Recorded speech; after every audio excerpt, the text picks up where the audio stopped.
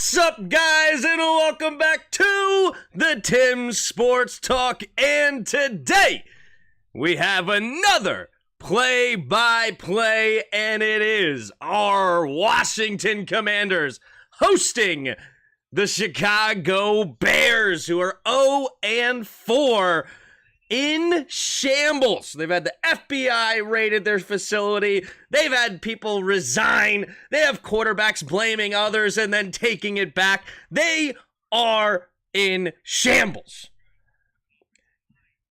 And we are on the other side of our shambles. Barely on the other side, but we are on the other side of our shambles. Were you going to an event this game? What? No, I'm not going to this game. Clearly, because I'm going here. I'm right here. All right, let's get the chat up here. All right. Get this going. Live chat. Let's get a poll. Who do you got? Who do you got? Do you have the Bears or do you have our beloved Commanders? All right, now I'm going to get this up here.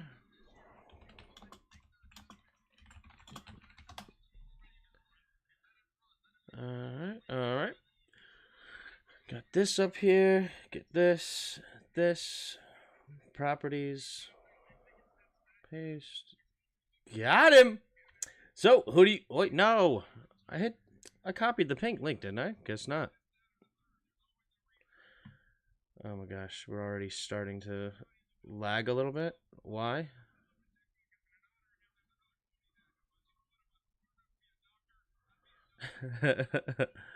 Oh my god, you've got to be kidding me. Why is my computer acting so slow? Anyway, all right. There we go. There's the chat. Boom. We got the chat going now. We got the game going. We're going to get started. All right, let's take a look here at the depth charts for these two teams. So right now, the Bears are still missing their Pro Bowl caliber safety, Eddie Jackson. He is out tonight. Also, they're missing their corner, Jalen Johnson. Offensively, they look pretty healthy other than Chase Claypool, who they are, I'm hearing, happy to be without. So those are the Bears inactives there. Over for us, ours is just Chris Rodriguez. 2 words followed by 4. Sam Howell. HTTC, that's what I'm going with. Trucking with A. How you doing, bro? $4.99 super chat. Thank you so much for getting us started on the super chat. So our team is pretty healthy going into this game. Only Chris Rodriguez is still out. I'm actually shocked by that. I thought he had just an illness last week. You'd think by now he'd be back. So I'm not sure exactly what's going on with Chris Rodriguez. But nonetheless, I will take the health for our Commanders. Then 61% chance of winning this game according to the ESPN matchup predictor. I expect our chat to be much higher for this game. Yeah, you can see some inactives here. KJ, Trent Scott, Chris Rodriguez, Chris Paul. Nobody really of note on Washington's inactive list, which is great. We're coming in here pretty healthy. Pretty healthy. This should be a game that the Commanders handle business, right? Offensively, especially with Eric Bieniemy at the helm, this should be a lot better game than a year ago when we had Carson Wentz and Scott Turner, where we only scored 7 points and barely squeaked by a win, 7-6. And this is a rematch. Literally last year, the same thing, week 5 against the Chicago Bears on a Thursday night. They're doing it again. The last time it was a nail biter. If it's a nail biter this time, I think we're all going to have big issues with our team. This is a game that you need to handle your business, but at the same time, the Chicago Bears have something that we really struggled with for many years and have continued, even with Josh Allen to get out of the pocket. Justin Fields can escape this pocket and make a lot of things happen with his legs. We need to be very disciplined to make sure he does not get outside. This guy broke the single season record, or came close to it last year. He had over 1,200 yards rushing last year as a quarterback. This dude can absolutely slice you up with a sub 4.4 speed.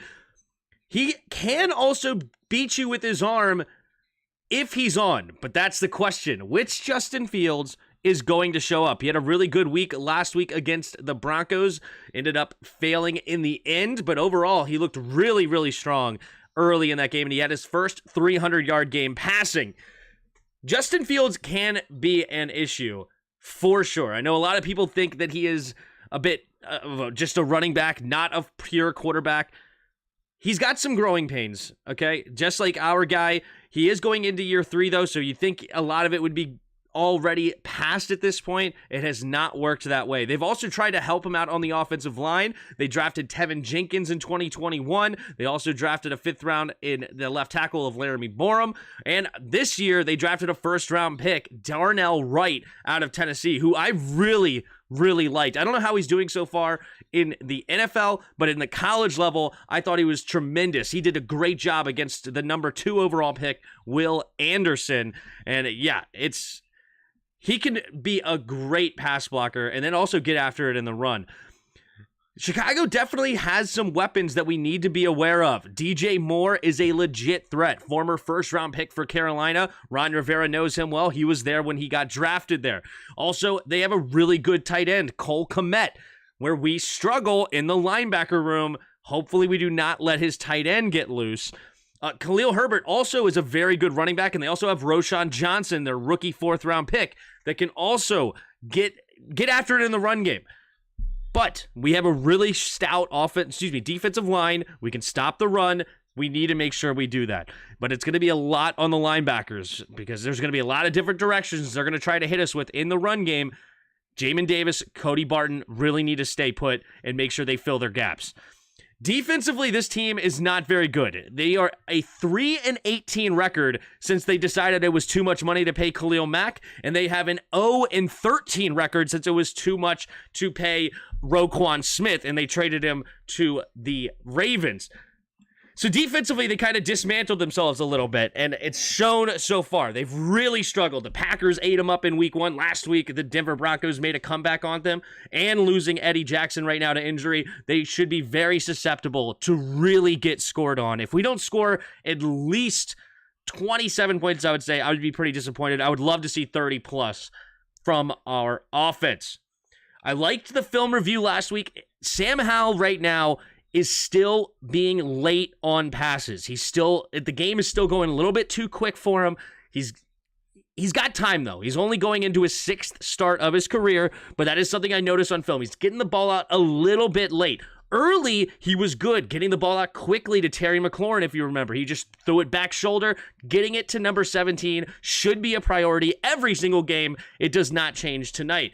But he went back to the same thing for Jahan Dotson, that back shoulder. That one was late, and it looked like, wow, Jahan couldn't get open. It's like, no, the thing is way too late, and he turns his head. The defender has a lot of time to recover with the ball coming so late. So he's got to clean that up.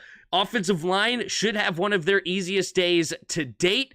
They've went against 2 really strong defensive lines the last 2 weeks in the Eagles and Buffalo. And against the Eagles, they did actually pretty good against the Eagles. I was quite pleased with the offensive line. As long as they were helping Andrew Wiley with a running back in there to block, it was pretty good. And I'm very pleased with that. Of course, they had their issues. They did give up 5 sacks overall. But, some of those are, of course, on Sam Howell. He's holding on to the ball a little bit too long, situations like that. Also, certain situations, man, Eric Bieniemy does not help him out with no hot routes. I really hope they start to implement a hot route, especially on those 3rd and longs, where teams want to play way off of you, and then they end up sending a house blitz. We let up a sack last week. But Curtis Samuel's not turning around and looking for the ball. Even though he has about 12 yards of separation on 3rd and 8, get him the ball. He's one of the best at having the ball after the catch, making dudes miss. We've seen it so many times there. Please get Curtis Samuel the ball early and often in space, especially on those 3rd and longs. Sit him in the hot route. Let him work. Let him work. What is up, everybody in the chat? We should be getting kickoff here in the next 5 minutes or so. I'm going to make sure I'm up to snuff. I'm watching it on YouTube TV. So if you are a local to the Commanders or the Bears, you can watch it on your standard television channels. You do not need Amazon Prime. So if you're worried about that, if like, man, I can't get the game because of Amazon Prime that's annoying. As long as you're in the DC area or the Chicago area, you should be able to get it on your normal TV.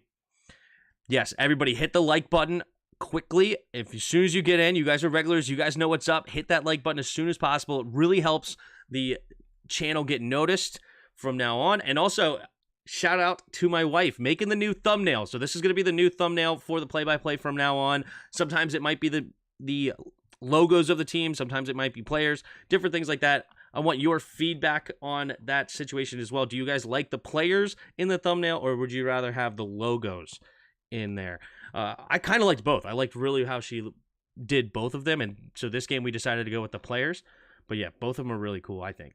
Rest in peace, Dick Butkus. Yes, shout out to a Chicago Bears legend. They're definitely going to give a lot of praise to him tonight, a lot of remembrance, and you know, you're getting up there in age. That's everybody's going to go eventually, but hey, you lived a great life there. A legend in the Chicago sports. So RIP to an NFL legend. Hey, Tim, is 1:13 in the morning here. Where are you, Nathan? Good night. Thank you for being a channel member, though. Shout out, Nathan. Shout out, Santiago. Some of Sam's sacks might be coverage sacks. And that's another thing, too. You got to give credit sometimes. Maybe it's just the coverage is there and he's holding on to it too long and ends up the sack gets there. He still needs to get rid of the football sometimes. He hangs on to it too long. He doesn't understand of, hey, just get rid of the football, especially if it's first or second down. Live to see another down and make it. I understand on third down you want to make some things happen. Maybe you hang on to it a little bit longer on third down, but just get rid of the ball. Well, it was 7-6. Yeah, it was ugly last year. And they almost made the comeback and won. Remember, they got it down to the 1 yard line and they couldn't win the game or something. It was ridiculous. Fire up the band, baby. Yep, we got the band here. You'll see. We're ready to rock and roll as soon as we score a touchdown, which I'm expecting many tonight. So, you know, knock on wood. You know, whenever I put expectations on this team myself, it seems the NFL loves to prove me wrong, but we'll talk. Mrs. Talk, yeah, Mrs. Sports Talk. Yeah, there you go. Of course, anyone can succeed against Vance Joseph's defense. Exactly. I am in the United Kingdom. Oh, cool. Shout out from the UK. I hope I'm wrong when I see Ron screwing up very badly tonight because of emotions. I disagree. I totally disagree. We've actually been astounding on primetime. Since Jay Gruden left, I don't know exactly what our record is on primetime, but we've had some big wins on primetime. We have the Steelers, the Pittsburgh Steelers game when they were 11-0. We upset the Steelers on a primetime game. We upset the Eagles last year on a primetime game. We beat the Bears last year on a primetime game. We beat Seattle in Seattle with Russell Wilson back in a primetime game. I don't know, as I said, we could probably go through and maybe there might be 1 or 2 losses on the docket since Ron Rivera's been here. But on primetime, we've been very, very successful with this regime. That is one thing that you can't hate on with Ron Rivera and company. They've done really well. Yeah, the Thanksgiving game against the Cowboys a couple of years ago. Exactly. So a lot of big primetime wins under the Washington Commanders' belt. Not a good record, though, for the head coach. They're just showing up there. 24-29-1 in the regular season, 0-1 in the playoffs. Has yet to have a winning season for the Commanders. A lot of people are expecting different things this year. But we have a good chance to go on a run. First up, you got Chicago. Then you got the Giants and the Falcons. Actually, those two might flip. But either way, those are your 3 next opponents. You have really good shots to win. None of them are looking any good this year. So hopefully that's the case. We can take down 3 in a row, and that would be huge. Bears are getting Caleb Williams, USC. I think so. The likelihood of them not getting the number 1 pick is probably less than 5%. Seriously, even this early in the season. You either have the Panthers or you have the Bears. One of them are going to end up with the number 1 overall pick, and if the Panthers end up with it, you know the Bears have that pick. So there you go. Bears really might win. You never know, dude. You never know. Why would he condone death threats? Who condones death threats? The Forbes stuff was horrible with the death threats and the hating on the family. I only keep it football related. You know I do not like Emmanuel Forbes as a football player. As a man, I don't know him, but from everything I see, he seems to be a really good dude, family man, really good head on his shoulders as a human being.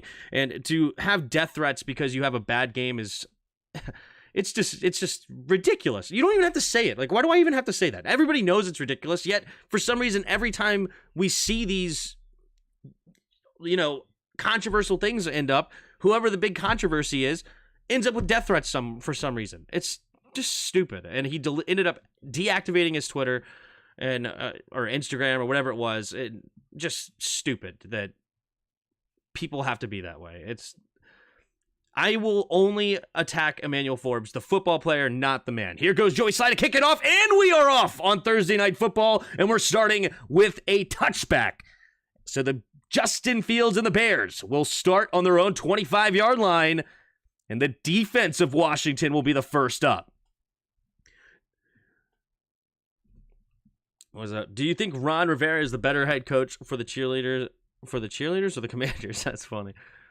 The playoff game was primetime. Well, fair enough. Every playoff game is a primetime game. That's true. I know you're not a Forbes fan, but no, that's ridiculous. Okay. Here we go. We're off in the first play of the game. We're starting in the pistol. Mooney goes in motion left to right. We have a bunch formation. Takes the snap. Play action. Fields drops back to pass. Steps up. Clean pocket. Going deep. Has a step on his man, and he overthrows Darnell Mooney. He had a step. But Justin Fields, he's had an issue with accuracy ever since he's gotten into the league, and he has a moment here where he would love that back. I'm not sure what happened on the coverage here. Ooh, it could have been even a defensive holding. Wow, Kendall Fuller gets away with a defensive holding. He just reached out and grabbed him. How in the world did they not call that? We'll take it. Yeah, that might be another issue, but he threw it too far inside. The receiver's looking for the ball outside. He threw it inside. Here we go. More in motion, right to left, takes a snap, handoff. Nope, he does hand it off. Sorry, I thought Fields kept it for a second, and Herbert will only get a gain of a yard. Montez Sweat getting the tackle. So 3rd and 9 here for Washington. We did better on third downs last week against the Eagles. We were horrible against Buffalo. Hopefully today we get off the field, especially on 3rd and longs. Do not let Justin Fields get out there. First touchdown, Robinson, the beast, 80-yard run. I would love that, Larry. Here we go, 3rd and 9. Justin Fields in the shotgun, 3 receivers to the right. He tries to get him to jump, does not work. Puts a man in motion, stays on the right side, though, takes the snap. Only a 4-man rush. He's got time, going deep, and he's wide open is DJ Moore! And pushed out of bounds by Derek Forrest, Benjamin St. Juice. The closest man to him, and DJ Moore somehow ends up wide open in the middle of this on the left side of the defense.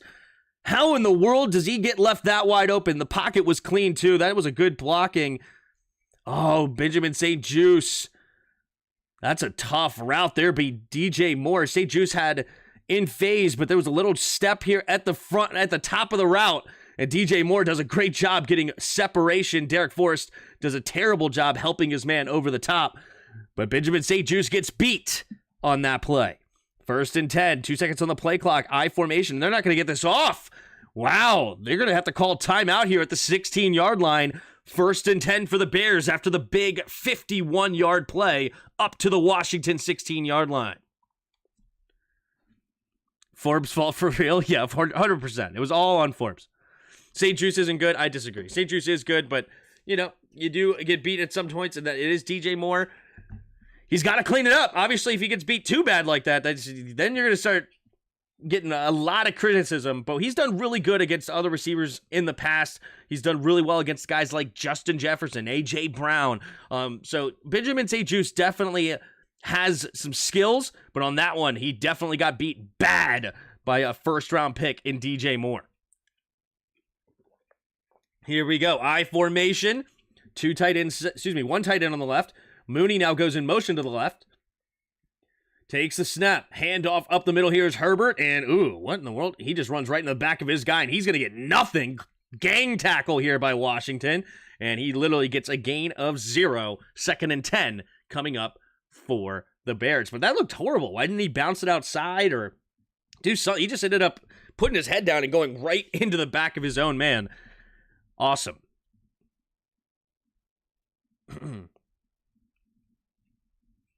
Yeah, we losing this game? Nah, it's early. It's early, baby. It's early. Here we go. 2nd and 10.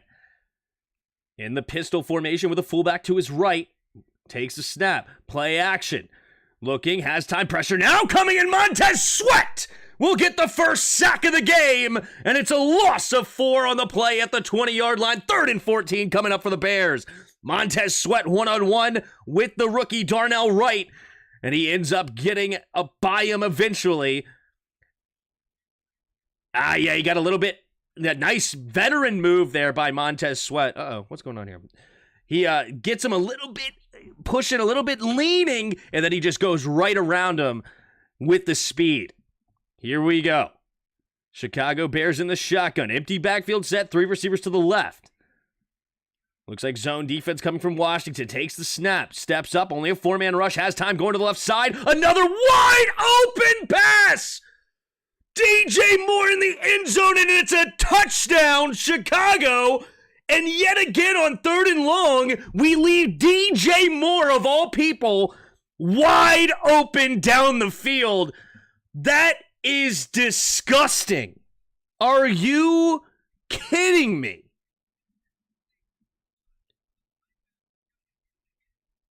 What is going on? Who is that? Percy Butler? No. Percy Butler gets sucked inside. Here's the kick, and it is good for the extra point. 7-0 Bears. Wow. Percy Butler gets sucked inside on the seam route and instead vacates his zone. Kendall Fuller might get blamed for that according to PFF, but he's in the cover 2 zone. He's got a flat guy down there. He's got to stay low. He's expecting safety help over the top, and Percy Butler gets destroyed into the end zone. Tough break for the Commanders. Not a good look, but hey, Chicago on a roll here early. Justin Fields starting off really well. Let's take a look at his... Man, that's 3 plays of a wide open receiver downfield. Remember, they had Darnell Mooney early in that drive, and he just missed him, but he went 2 for 3, 78 yards. Not good. All of them to DJ Moore. Amazon has the Commanders owned by Snyder. Has the Commanders owned by Snyder. Is that true? Is that what they have right there? Shout out to... I can't read your name right now for some reason. Let me do this. Let me see if I can... Gamer Guy Gaming. Sorry, it was not showing me your full name. But Gamer Guy Gaming, thank you so much for the super chat. $2, and says Amazon has them as the... Has Daniel Snyder as the owner. That's awesome. That's not the case. Was that cover 4? It looked like cover 2. It looked like cover 2 defense is what it looked. And the middle linebacker was dropping back into... He had his man, Darnell Mooney. You know, it wasn't man-to-man. It was zone. But the middle linebacker was doing his job. Percy Butler, for some reason, comes to help him instead of going to the outside to help the corner over the top, which is his job in the cover 2. He's got to help that corner, especially if there's an underneath route. Kendall Fuller's going to drop off that receiver to go cover the flat. Otherwise, you give up way too many yards in the flat. So Kendall Fuller seemed to have done his job. It looks like it was Percy Butler to me not going over the top. DJ Moore, that's right. 5 men stopped R4, yeah. Yeah, so far, that's what Jack Del Rio likes to do. He likes to slow down his pass rush voluntarily, and basically the idea is to not let the quarterback get loose, and he's basically saying, hey, Justin Fields, beat us from the pocket. Show me that you can beat me from the pocket before I start worrying about pass rushing you. I just don't want you to get outside. I'm more scared of your legs than I am your arm. And so far, on the first drive, Justin Fields said, hold my beer. Let me get you some points here. Bars. All right. Up to the top. Strut your stuff. All right. So, hey, everybody in the chat, appreciate you being here. If you haven't already, hit that like button and subscribe. Appreciate all of you that are here. If you're new, here we go. Here's the kick from Santos. There's the kick. And it will be a touchback. So the 25-yard line is where Sam Howell and the offense will start this next drive. Let's see if the Washington Commanders can answer early in this game. If you remember, Chicago got up early big time on the Broncos last week. I believe they were up 28-7 at one point. But they did allow the Broncos to come back and win. That just looked like lousy secondary play to me. It didn't seem like a bad play call. Percy Butler got sucked into a spot that he shouldn't have been. All right, here we go. Howell in the shotgun. Man in motion is Curtis Samuel. He goes back to the left side, takes a snap. Handoff up the middle is Brian Robinson. Brian Robinson barreling up the middle, still staying on his feet, spinning off and getting a little bit over 5 yards on the play. Second down and a long 4 coming up for the Commanders.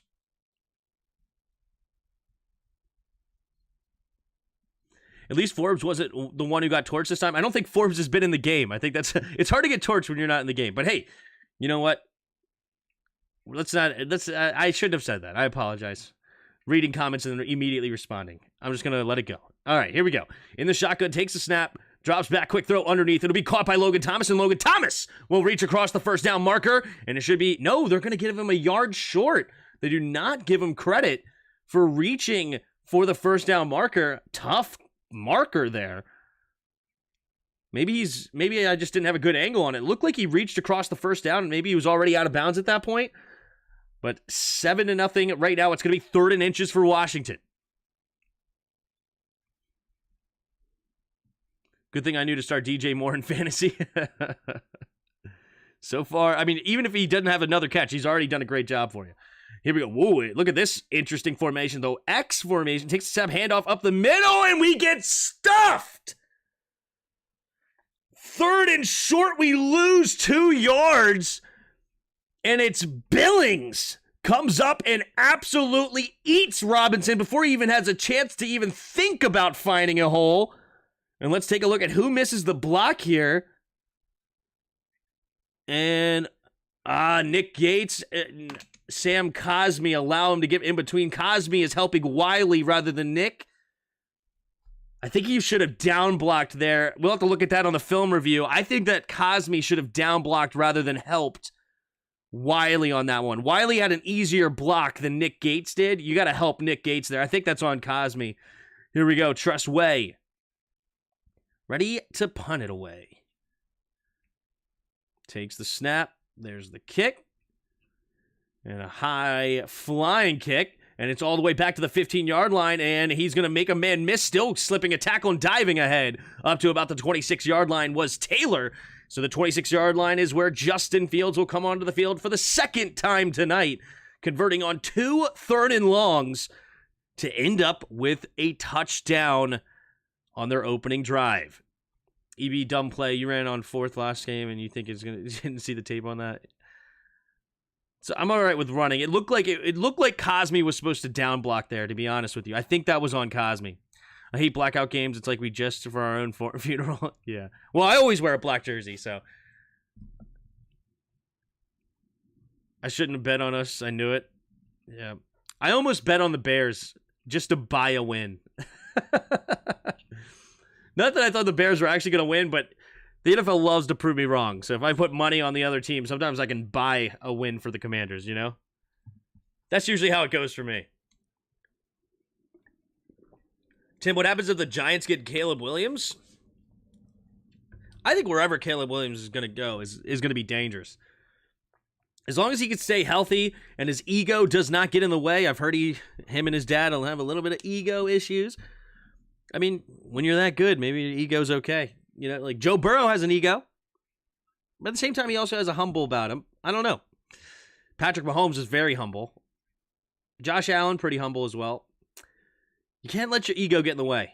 You got to have confidence and belief in yourself, but you don't want to get too egotistical. So hopefully the young man can grow, and he's going to put a lot of pressure. He's going to have a lot of pressure on him, Caleb Williams. He's going to have a lot of pressure, but I love the dude's game. He is a baller. This whole staff is getting fired. It's early, guys. It's early. I mean, that's what happens when you draft. Never mind. And that wasn't even a Forbes comment. Seriously, that wasn't even against Forbes. The game's just getting started. That's right, Frank. NFL is rigged. It was a clean first down. Yeah, that looks like Logan Thomas reached across the first down marker on the initial. But they called him yards short. Nobody challenged or anything. They decided, hey, we can win this. Let's go get a first down. And did not work. It's cool that I can watch the game, but listen to you. Thanks, Marcella. Thank you for being a channel member as well. If you'd like to be a channel member, go hit that join button underneath, and it is just $1 a month. You can help support the channel that way. But if you just hit that like button, if you're here, you have to hit the like button. Come on. Help a brother out. You have to. It's free. It's easy. It's a thumbs up underneath. It's pretty much mandatory. Hit the like button if you're here and enjoying the content. Come on. It helps me. It does nothing for you. It doesn't hurt you at all. Please do that. And then if you like it, everything, subscribe as well. Here we go. Justin Fields in the shotgun. 3 receivers bunched to the right at their own 26. Takes the snap. Handoff. No, he keeps it rolling to his right, and he's got blockers in front, and he's going to get a decent gain here. Gain of about 6 yards up to the 32-yard line goes Justin Fields. Interesting play. You had a shotgun counter run to the left, play action, and then they end up running to the right with Justin Fields. It's a designed run and really well executed. I like that play design, especially for a quarterback like they have. RP Dick Butkus, that's right, RIP. Here we go, 2nd and 3. Fields in the shotgun. Man in motion left to right. Takes the snap. Drops back to pass, looking to his right. Going to throw it underneath, and it will be caught for a first down. Is Robert Tonyan, former Green Bay Packer tight end. He's wearing number 18. I thought he was a big receiver, but no, it is a tight end, Robert Tonyan, getting the catch, and that's going to be another first down for the Bears up to the 40-yard line. Gain of about 8. 1st and 10, Chicago. Little under 9 minutes to go here in the first quarter. They already have a 7-0 lead. In the shotgun, 2 receivers to each side. DJ Moore in motion, stays to the left. Takes the snap. Play action. Fields drops back. He's got plenty of time. Look at that space. Going deep. And he misses Darnell Mooney yet again. And Darnell Mooney was open, being covered by Benjamin St-Juste. And right now, we are giving way too much time for Justin Fields.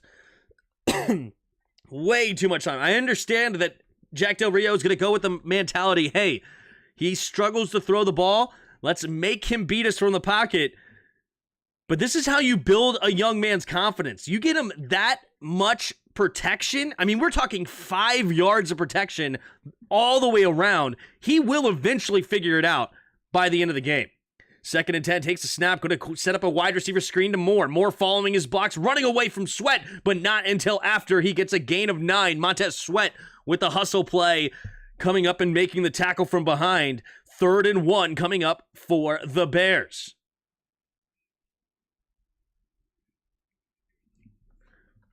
Oh, I guess I was here early. Something mine says still 6. What says 6? Oh, they're going to... 4th and 1 here. Oh, the second effort gets him there? I think he's short.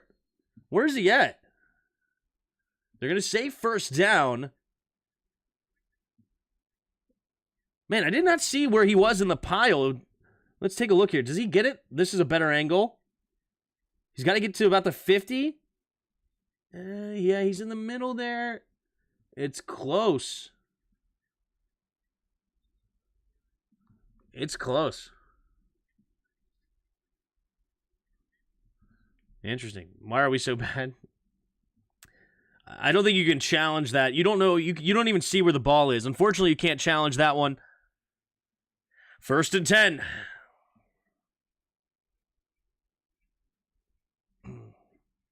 Here we go. 1st and 10. In the pistol formation, bunched up, takes a snap, play action, drops back to pass, rolling to his left, steps up, throwing it underneath, and he's going to get it to Robert Tonyan for a gain of 3. Good job there by Justin Fields to get the ball out quickly. Jace Young was coming, bringing a little pressure, but he gets rid of it just in time, and he gets it to Robert Tonyan. Robert Tonyan, I love this pickup. I don't know how often they actually use him, but I think he's an extremely talented tight end. I would have loved Washington to go get him, but a very talented tight end. He's got great athleticism. He's got a lot of potential over there, and he's got a couple of catches early in this game.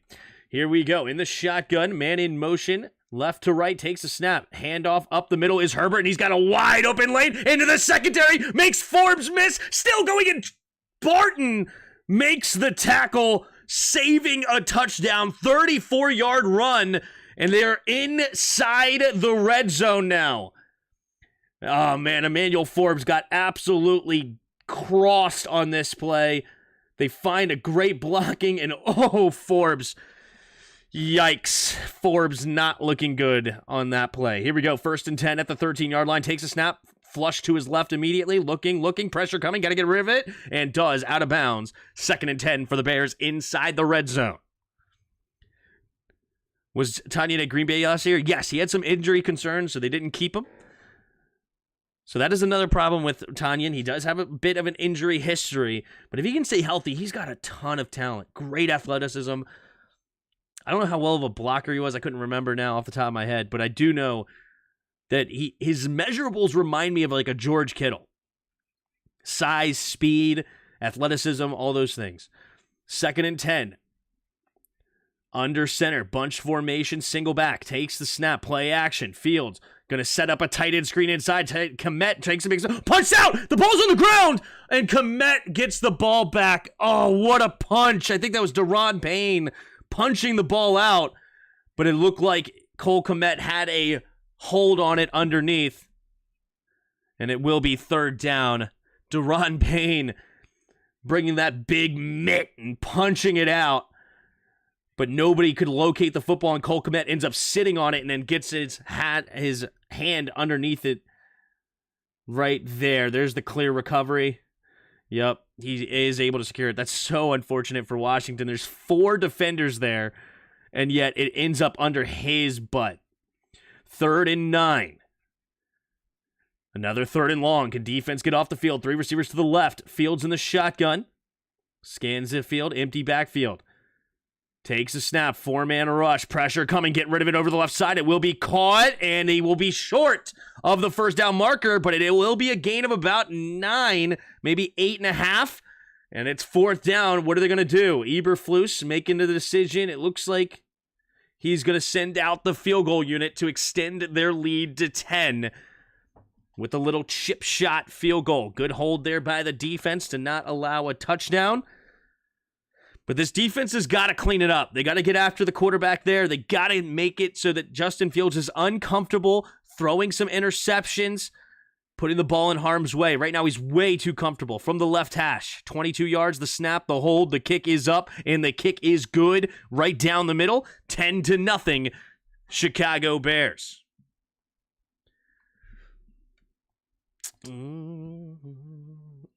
You have to realize the game is over in the first quarter every week. Hey, some people live their fan. You can't tell people how to fan, right? People are going to fan how they want to fan. Some people live their fandom like this. You know, they just nice, steady growth to getting a win. Or some people, you know, they just nice, steady growth to the bottom if there doesn't seem to be going well, but they still have hope. Maybe we have a chance. Some people live their fandom like this. You know what I'm saying? Every touchdown, we're going to the Super Bowl. Every touchdown we give up, we're getting the 1st overall pick. That's just how they do. That's how they fan, right? They cannot help themselves. It's just they're very emotionally driven. And this team brings the emotions out of me, so I get it. I'm obviously as a commentator, I'm pretty hyped throughout the entire game. But yeah, and then I have some up and downs. Everybody has a little up and downs, but some people, man, they have their, you know, Mount Everests to the deepest part of the ocean. Tim, I thought on our quarterbacks. Thank you. I like Sam Howell a lot. He's got a lot to learn still. He is a little late on passes, but that first drive wasn't on him. He threw the ball quickly to Logan Thomas. The first play was a run play. The second play was a run game. So early on, he's 1 for 1. Can't complain about that. But when I watched the film the last couple of weeks, the ball is out a little late at times. Like, he needs to see the wide receiver open before he actually makes the throw to, like, believe in it. And that's a sign, very common sign of a young quarterback, especially a 5th-round pick, right? You want to believe in what you're seeing before you actually throw the football. But with time, in this offense, I love Eric Bieniemy's offense. There's going to be guys open. The run game is solid. The run design is solid. I really, really like Eric Bieniemy's offense. He's just got to start to believe, got to start to trust, hey, if I throw it to a spot, the receiver will be there. And once that happens, the sky is the limit for this team. He's got an extremely live arm in Sam Howell. He's got the ability to get out the pocket and make things happen. He can throw on the run. Sam Howell is legit. Really, the only knock on him is he's like 5'10" on a good day, 5'11".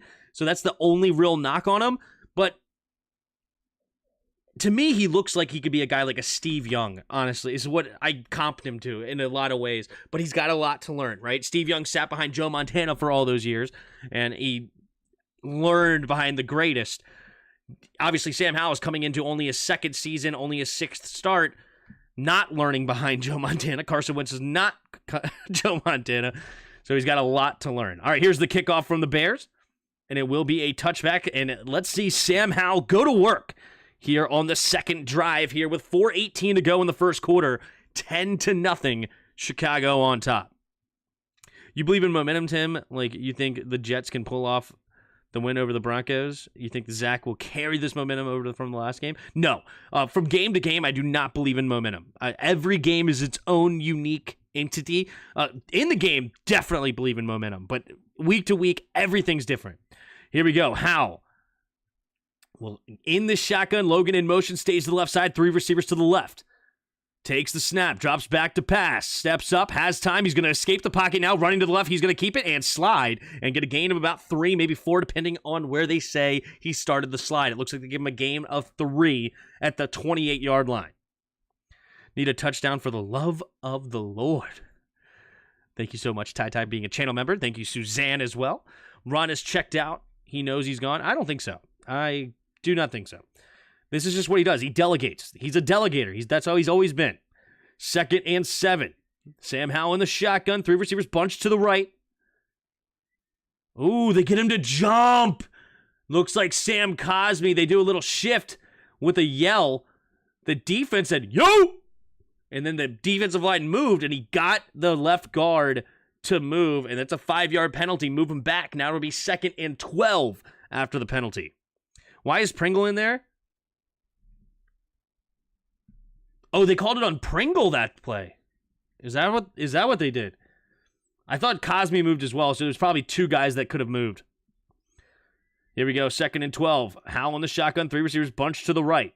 At their own 23, takes a snap. Hand off to the left side is Brian Robinson. Brian Robinson cutting it up, and not much there. He's going to fall forward for a gain of 1. Stout defense here by the Bears so far. Tim, when you played college football, did you keep the first ball you ever caught? I did not. I did not. 3rd down and 11.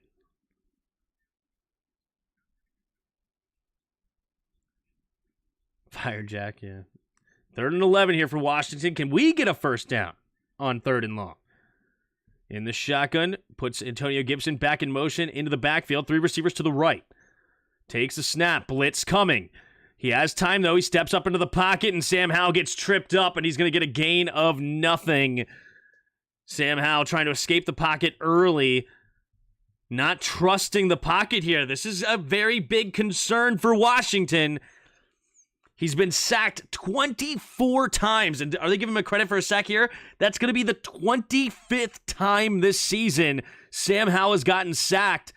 He's going to start believing less and less in the pocket integrity, and you're going to see things like this. Instead of just moving in the pocket a little bit to give himself some more time, he's going to try to escape early.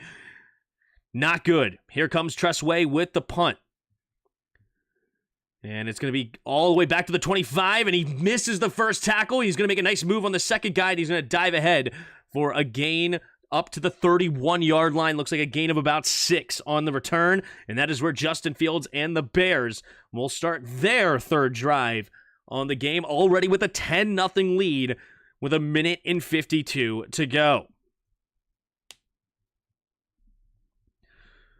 Perhaps he's not open. On that last play, Terry was open on the dig route. But as I said, he didn't believe in the pocket, and he did not stay in. If he would have moved to the right a little bit in the pocket, keep his eyes downfield, I think he would have been able to find Terry on the dig route over the middle on that particular play. The rest of the plays, I'm not sure. We would have to look at the film on that later. But Terry, I believe that was Terry on the right side on the dig route. I didn't see the number for sure, but that's what it looked like to me. They blew their... Hey, it's early. It's early in the game, ladies and gents. Early. Bears defense comes into the game ranked 31st, and we got three and out, 2 drives in a row. We moved the ball well on our starting drives. This is not the game to start to... This is not the game to start slow. No, this is actually a perfect game to start slow. If you're going to choose a game to start slow, the Bears is fine. Look at last week. Don't go any farther than last week, right? Look at the Bears here. Let's go to the last week game. All right. Look at this. Broncos started with 7-0, and then the Bears went on a 28-0 run. Right? And then they lost. They had a 28-7 lead in the third quarter, and they lose 31-28. So, definitely, if you were going to start slow at any time in your career, tonight might be the time. Of course, you never want to start slow. It's just, I'm just being funny. I'm officially done. Says Michael Hinton. 33 years of suck. Don't leave the team, though. It's okay. I won't be back until this team has different coaches. Josh Harris is screwed. Marcelo, thank you for being a member. If we continue like this, we will have another QB with a broken leg. Unacceptable. Yep, Sam looks nervous. Exactly. I agree, Marcella. The Bears come to get the W. It happens, man. Hey, being down 0-4, teams get desperate. And that's what you're seeing here, a desperation from the Chicago Bears. You're 0-4, you got to get a W. And especially Washington on a lot of people's boards is a beatable team. And why wouldn't it be a beatable team according to your schedule, right? We haven't had a over 500 record in a minute. So why wouldn't us be a better team? Excuse me, a team with a good chance to win. Here we go. In the shotgun. Takes a snap, play action. Looking to his right. And he has a man wide open. Is DJ Moore. DJ Moore spins off the tackler. And he stays on his feet. Down the right sideline. And St. Juice has to put him out of bounds. PCC. Can I say it? Or no? Man. I don't want to say who was in coverage. You know, I'm going to be accused of being a hater. I'm going to be accused of being a hater if I say who was in coverage. Here we go. 1st and 10 up to the 30-yard line already. Play action. Hand off to Khalil Herbert, and Herbert will fall forward for a gain of about 4. Can we do anything? We are pretty close to dead. We're not dead yet. We're not dead yet. Santiago says, say it. Say it. Say it. All right. It's 2nd and about 5 coming up here for the Bears. Already up to the 25-yard line of Washington. I formation. Takes the snap. Pitch play to the left. Roschon Johnson has a nice run. Derek Forrest comes up with a big hit, but not until after a gain of about 10 up to the 15-yard line. Go the Bears. 35 seconds left of the first quarter. We should at least have one more play before the end of the quarter. What is Derek Forrest doing? He made a big hit.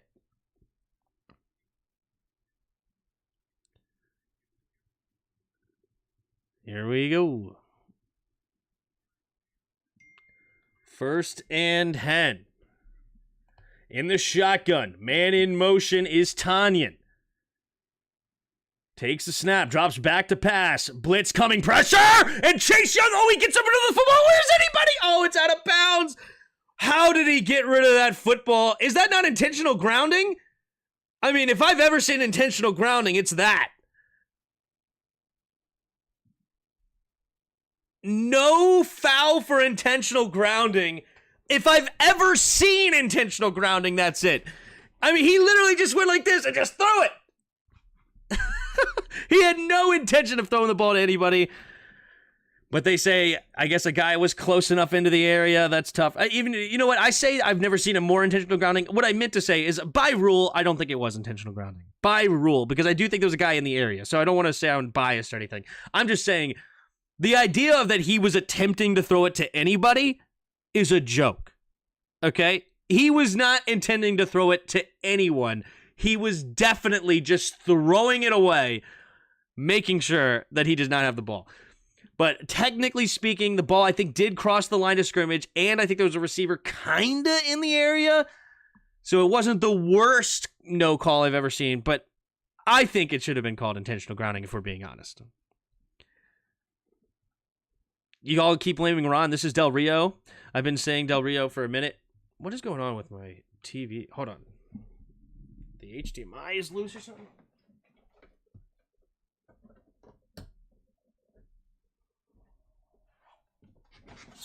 Sorry about that.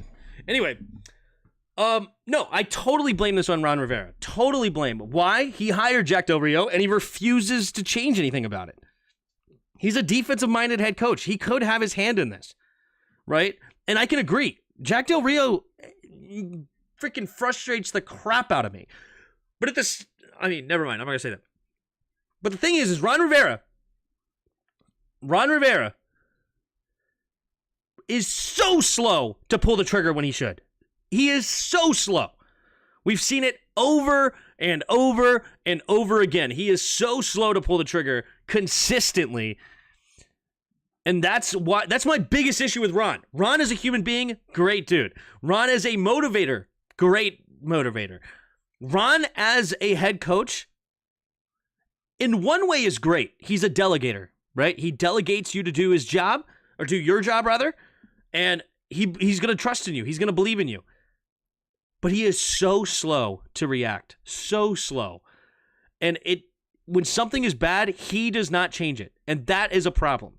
When he sees something bad, he needs to change it. But the other problem is that he didn't believe it's bad. He thinks Jack Del Rio is good.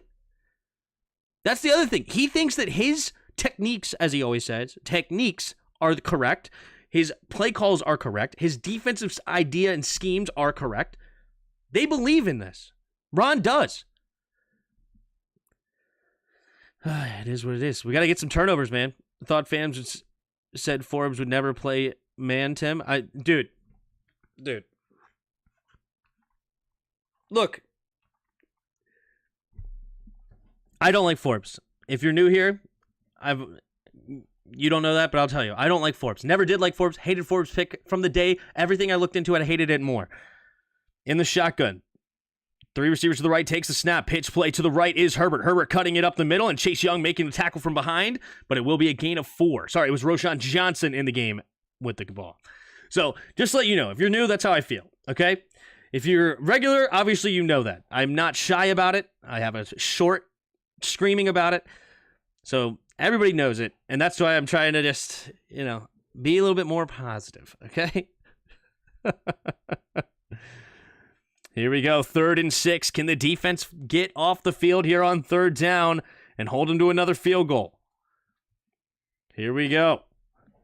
Fields in the shotgun. 3 receivers to the left, takes the snap, drops back to pass, going to the end zone, and DJ Moore is that dude. Oh my goodness gracious, DJ Moore is that dude. That is an incredible throw by Justin Fields. That throw by Justin Fields was incredible placement. He put it right in the breadbasket in the left side of the end zone. Kendall Fuller gets mossed here. DJ Moore with a nice fake in, go up, gets both feet in bounds. That is an incredible throw from the right hash on the extra point. We have the snap, the hold, the kick is up, and the kick is good. And Washington goes down 17-0 early in this game. And Washington Commanders are in shambles.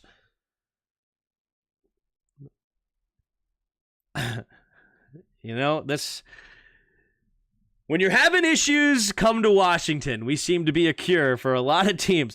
We also, if you're doing great, you don't want to come to Washington because we've ended some big streaks, right? But if you're doing poorly, come to Washington. For some reason, we find a way to get you all firing on all cylinders. And this is a big indictment on Jack Del Rio for this reason, in my opinion.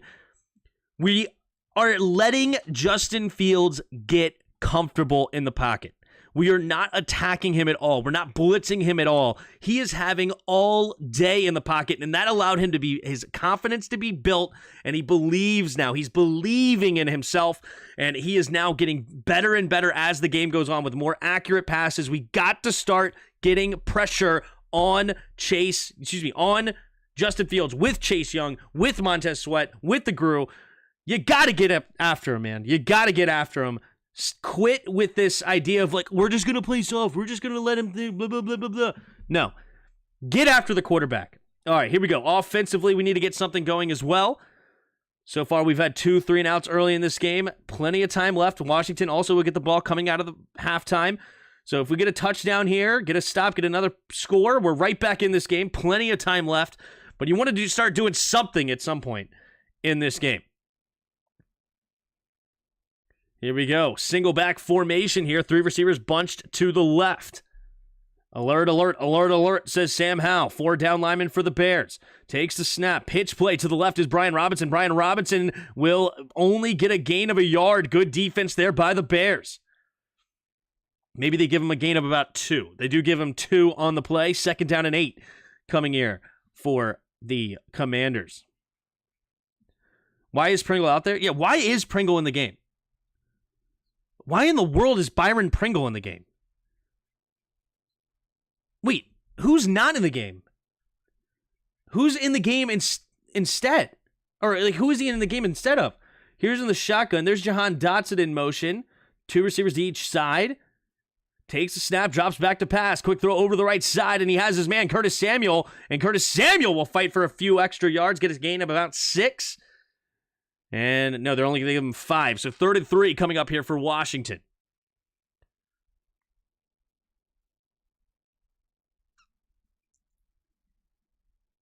Interesting here.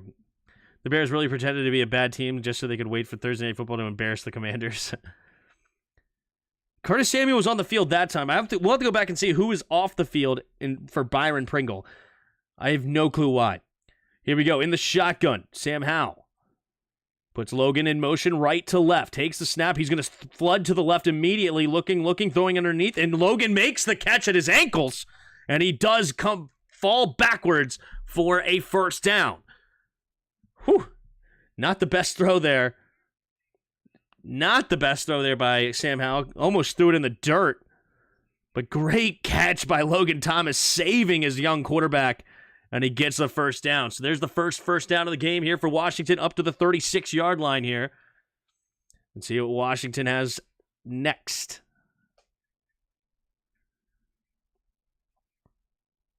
Here we go. 3 receivers bunched to the right. Howell in the shotgun. Takes the snap. Play action. Rolling to his right. Pressure coming immediately. Has to get rid of it and does to Jahan Dotson. Jahan Dotson stays in bounds and will get close to the 1st down marker. They're going to say he's about a half yard short. So 3rd and inches coming up for the Commanders. Excuse me, 2nd and inches. So they're up to their own 45-yard line. Washington finally starting to put together a drive. Jahan Dotson makes his first catch of the game. 1st-round pick from 2022. 2nd and 1 coming up for Washington. Logan goes in motion, stays to the left side, though. 3 receivers to the left. Takes the snap. Handoff up the middle. Here's Brian Robinson. Brian Robinson, a little side-to-side hop steps, but he does get the 1st down marker, gain of 2, and that'll move the chains for Washington up to their own 47-yard line. Speed up, no huddle, please. Yep. You missed my super chat. Oh, Great Watubi. So sorry. No. There he is. Here we go. Bang. I loved it. Thank you so much, Great Watubi. Super chatting, $2. Thank you so much for calling me out on that. Worst draft ever.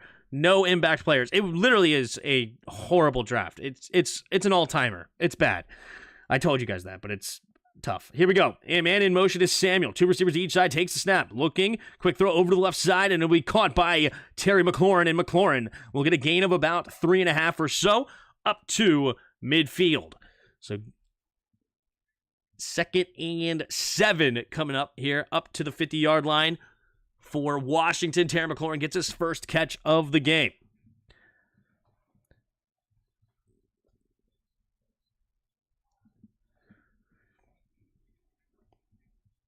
stopped watching. I'm going to listen to Tim instead. We stink no matter the outcome. Here we go. 3 receivers to the right. Hal in the shotgun. Takes a snap. Play action. Hal drops back. Steps up. Throwing it underneath. It'll be caught by Logan Thomas. And Logan Thomas truck sticking a man up to the 39-yard line. First down. Washington. Logan Thomas coming up and laying the wood on that linebacker safety. Whoever it was, he made him look small. Is that really Greg Stroman? He's a former Commander. Yeah, Greg Stroman is small. And he made him look small. That's funny. He does get credit for the tackle, though, tripping him up after the truck. But here we go. 1st and 10, Washington. Finally on a good drive here. Eric Bieniemy trying to get something going. Here we go. In the shotgun, 2 tight ends on the right. Takes a snap. Play action. Hal looking. Stepping up. Going deep. Wide open! And De'Ami Brown alligator arms it. Oh, it's just... Oh, it looked like it was a catchable ball, but he alligator arms it and drops it. Full extend, De'Ami, full extend. Wow, he's wide open. Oh, it's a little long as well. Oh, he's wide open. Just put it on him, Sam. Put it on him. Oh, he alligator armed it. His arms were all bent up. Not good. 2nd and 10. 2 tight ends on the right again. Takes a snap. Hand off to Brian Robinson on the counter to the left. And wow. Billings doing a great job making that tackle. Brian Robinson, to me, looked like he missed the opportunity there. Yeah, you got to full extend it. But Sam Howell, you got to put it on, man. You got to put it on him. It was a little long, but he definitely alligator armed it as well. But it was a little long. Sam Howell did not throw the best ball. Considering how open he was, it should have been a lot easier on the completion. Here we go. 3rd and 9. 3 receivers bunched to the right. Logan Thomas to the left. Takes the snap. Blitz coming. Howell has to escape to the left. Going deep. And it is incomplete. Jahan Dotson almost had a chance at that. That was an ugly duck throw. Not sure what the flag is. Might be in the area of a defensive holding, though, on the right side. Maybe illegal hands to the face. Offsides. Defense. Defense number 90 lined up in the neutral zone, so that's a free 5 yards. It'll bring up 3rd and 4 now for Washington up to the 33-yard line. Don't hate EB's run game, hate the porous O-line. So far, I've liked the blocking scheme for the Commanders. When I've watched the film, the scheme seems to be good for the most part. He does have every once in a while, he runs that duo play, which I hate, but I don't know what he ran on that particular play. He does, but for the most part, he coaches it properly. 3 receivers to the right. Jahan Dotson in motion right to left, 3rd and 4. Takes the snap. Blitz coming again. Going over to the left side. Patted in the air, and it's dropped, intercepted. But another flag, and it looks like another one of an offsides. Or maybe not. It was right at the snap. Was it offsides again or what? Oh, illegal shift. 2 players moving at the same time. Penalties declined, and Washington will have to settle for a field goal here. It would be a 51-yard attempt for Joey Sly. 4th and 4. Joey Sly. Look at them arms on a kicker. It's hilarious. He's got big biceps. Here we go from the left hash. We have the snap, the hold, the kick is up, and the kick is good. The snap looked good as well by Cheeseman. I know a lot of people were concerned about him. So far, since they brought in those 5 other long snappers, and Cheeseman won the job, I have not seen a single bad snap since. So whatever they're doing over there, they seem to have fixed his issue. The scheme is fine. It's the running backs not having the vision to look up and find the holes. They just run to where the play is supposed to go, regardless if there's a hole open or not. Especially Antonio Gibson, I agree with. And honestly, Brian Robinson is not the greatest with that either. He's better than Antonio Gibson, but I do tend to agree with you on that one. Sly and family, Stone made it. Yes. This is insane, says Ty Ty. What up, giant jackalope? Thank you for being a channel member. Zero Requiem getting your skin in the game. Appreciate you. So Bears have a top 10 defense, right? Right, Anakin? Right? Yeah. That's it. Terry equals overpaid. I mean, he's way overpaid if we're not going to use him.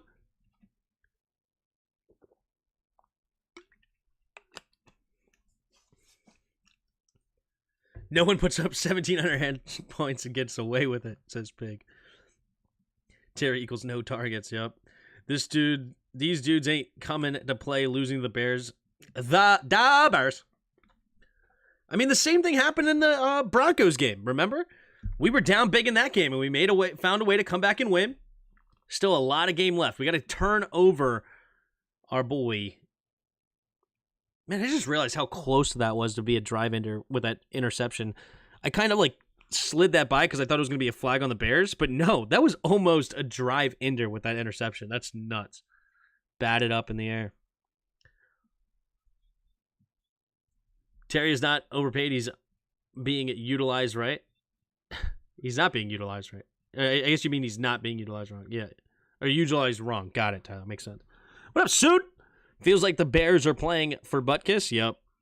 Bro, why can't we just keep going deep like Hurts to his best receivers? Frustrating why we see Terry and Jahan should be 100 yards each game. I don't necessarily disagree there, DMB. Brown has to lay out for that catch for that TD. Yeah. But at the same time, Sam should have made it that difficult. It should have been a much easier catch. He was wide open. You just got to hit it, man. Hold them, get a TD, and we have them right where we want them at half. Yep. We're right in this game. We're not dead yet. We ain't dead yet. 273 of you in the chat. Appreciate you being here. If you haven't already, hit that like button and subscribe. I will be here all year long for every Commanders game as well as every primetime game, except for the next week, because I will be out of town. And I'm going to try to make as many as I can. But I have weddings. Who does weddings on a Sunday and a Monday in the middle of football season? It's so frustrating. Dang, my friends. We have to go back to the fundamentals. Agreed. Here we go. Joey Sly to kick it away. There's the kick. And it will be a touchback. So with 8:33 to go in the second quarter, the Bears will get the ball back at their 25-yard line. And we're ready to roll. What up, Jonelle? How are you? Bears looked good, but they can't keep it up. Trust. Exactly, Zero. Exactly. Sam Howell's no Jalen Hurts. I actually think they could be pretty comparable. The thing is the offensive lines are way different. But obviously, as it sits today, he's not Jalen Hurts. Jalen Hurts is a stud. 1st and 10. 2 receivers to each side. In the shotgun. Takes a snap. Keeps it. Is Justin Fields. Justin Fields running to the left side. He's got room to run. And he's going to get a gain of about 6-7 yards. Too easy. Great play there by the Bears. Using that speed from their quarterback position. Justin Fields having a career day. 9 for 13, 156 yards, 2 touchdowns. Wow. DJ Moore already 5 catches, 137 yards, 2 tugs. Yikes. Tim, does Washington get the ball at half? Yes, they do. 2nd and 3. In this pistol formation, Mooney in motion, right to left, takes a snap, play action, drops back. Field steps up, and he finds Cole Kmet in the middle of the field, open. And Cole Kmet will fight for a few more yards, gets a gain of 23 yards. And the Bears offense is humming right now. Humming. This is tough, man. This is tough to watch. The play action's working now. You get that opening. Yep, here's that beautiful cover 4 defense that we love to see on first down, dummy. Or second down. Second and short, no less. We're running cover 4. It's ridiculous. I mean, no, it's just giving the middle of the field wide open. Here we go. I formation. Takes a snap. Handoff up the middle here. And Herbert will go up the middle for a gain of 3. 2nd and 7 coming up here for the Bears. I see Jackson Stoll got blocked there. Yeah, you can't spam there, Jackson, or anybody, any Bears fan. Bears fans are welcome. You can talk your smack and do that stuff, but don't spam the chat. Talk your smack. It's all good. Do not ban people just because they're Bears fans, please. But if they are spamming like that, I'm completely fine. Thank you to my moderators. All right, so run up the middle for a gain of 3 there. 2nd and 7 coming up for the Bears. Cole Kmet in motion, stays on the right side there. 2 receivers each side bunched up. Takes a snap, fakes the pitch. Fields rolling to his left. Pressure coming, and he has to get rid of it, and incomplete. Derek Forrest rolling on the ground. Not a good look. Y'all got to get hit Fields good. He don't like to be hit. Yep, I agree, Black Spirit. I really do. But we're not putting any pressure on the young man. We're just letting... He's never had an easier day in his life. And I'm pretty sure that's probably exactly what happened last week against the Denver Broncos, to be honest. Here we go. 3rd and 7. Fields in the shotgun. 3 receivers bunched to the left. Justin Fields takes a snap. Handoff up the middle on 3rd and 7, and they get the first down on 3rd and 7, running the football up the middle. Are you kidding me? And they're going no huddle. Oh, they don't even get the they don't get the first down, and they do on the 4th down mark. I thought he got the first down anyway, but he does get it this time on the QB sneak. They haven't called it yet, but it looked like he does get past the first down marker. So somehow he didn't get the first down on the initial. I thought he did, but I guess not. Justin Fields gets across the line of scrimmage. It's close, but he looked like he did get it. 1st and 10. The Bears look like the Eagles against us? Yeah.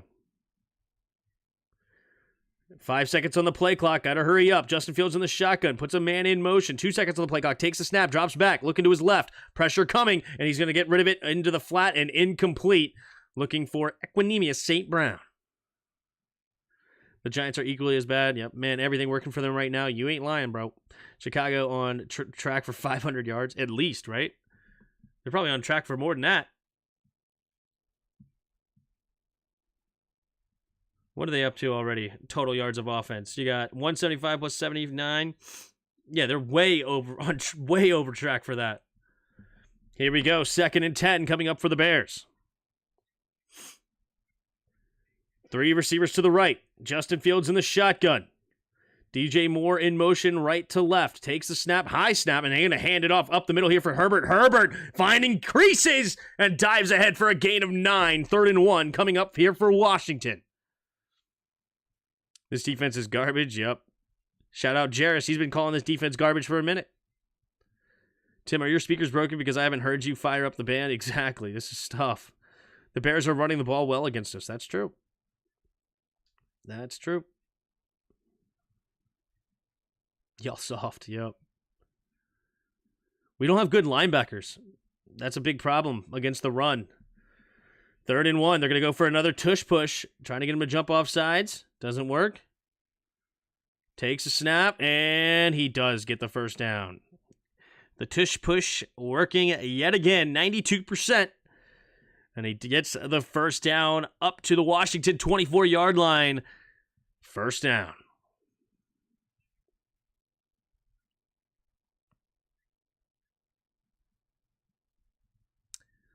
Yikes. Where's our front D line? What am I watching? Yeah. Yeah. Here we go. 4 receivers to the right. Takes a snap. Play action. Fields is going to keep it, trying to bounce around. He has nowhere to go. He has to just run the football, and somehow he gets back to the line of scrimmage. 2nd and 10 coming up for Washington. That's not a sack. I don't like when they call... I don't like a sack when he's running the ball. How in the world does that count as a sack? But whatever. It was a screen or a run. And then he also got back to the line of scrimmage. I thought if you got back to the line of scrimmage, it's not a sack. I thought a sack is only a negative play, but clearly not. Stat padding there. Here we go. 2 receivers to each side. 2nd and 10. Takes the snap, drops back, quick throw over to the right side. Cole Kmet will make the tackle for a gain of 5. Cameron Curl making the tackle. So 3rd down and mid-range here for the Bears. Washington struggling here early.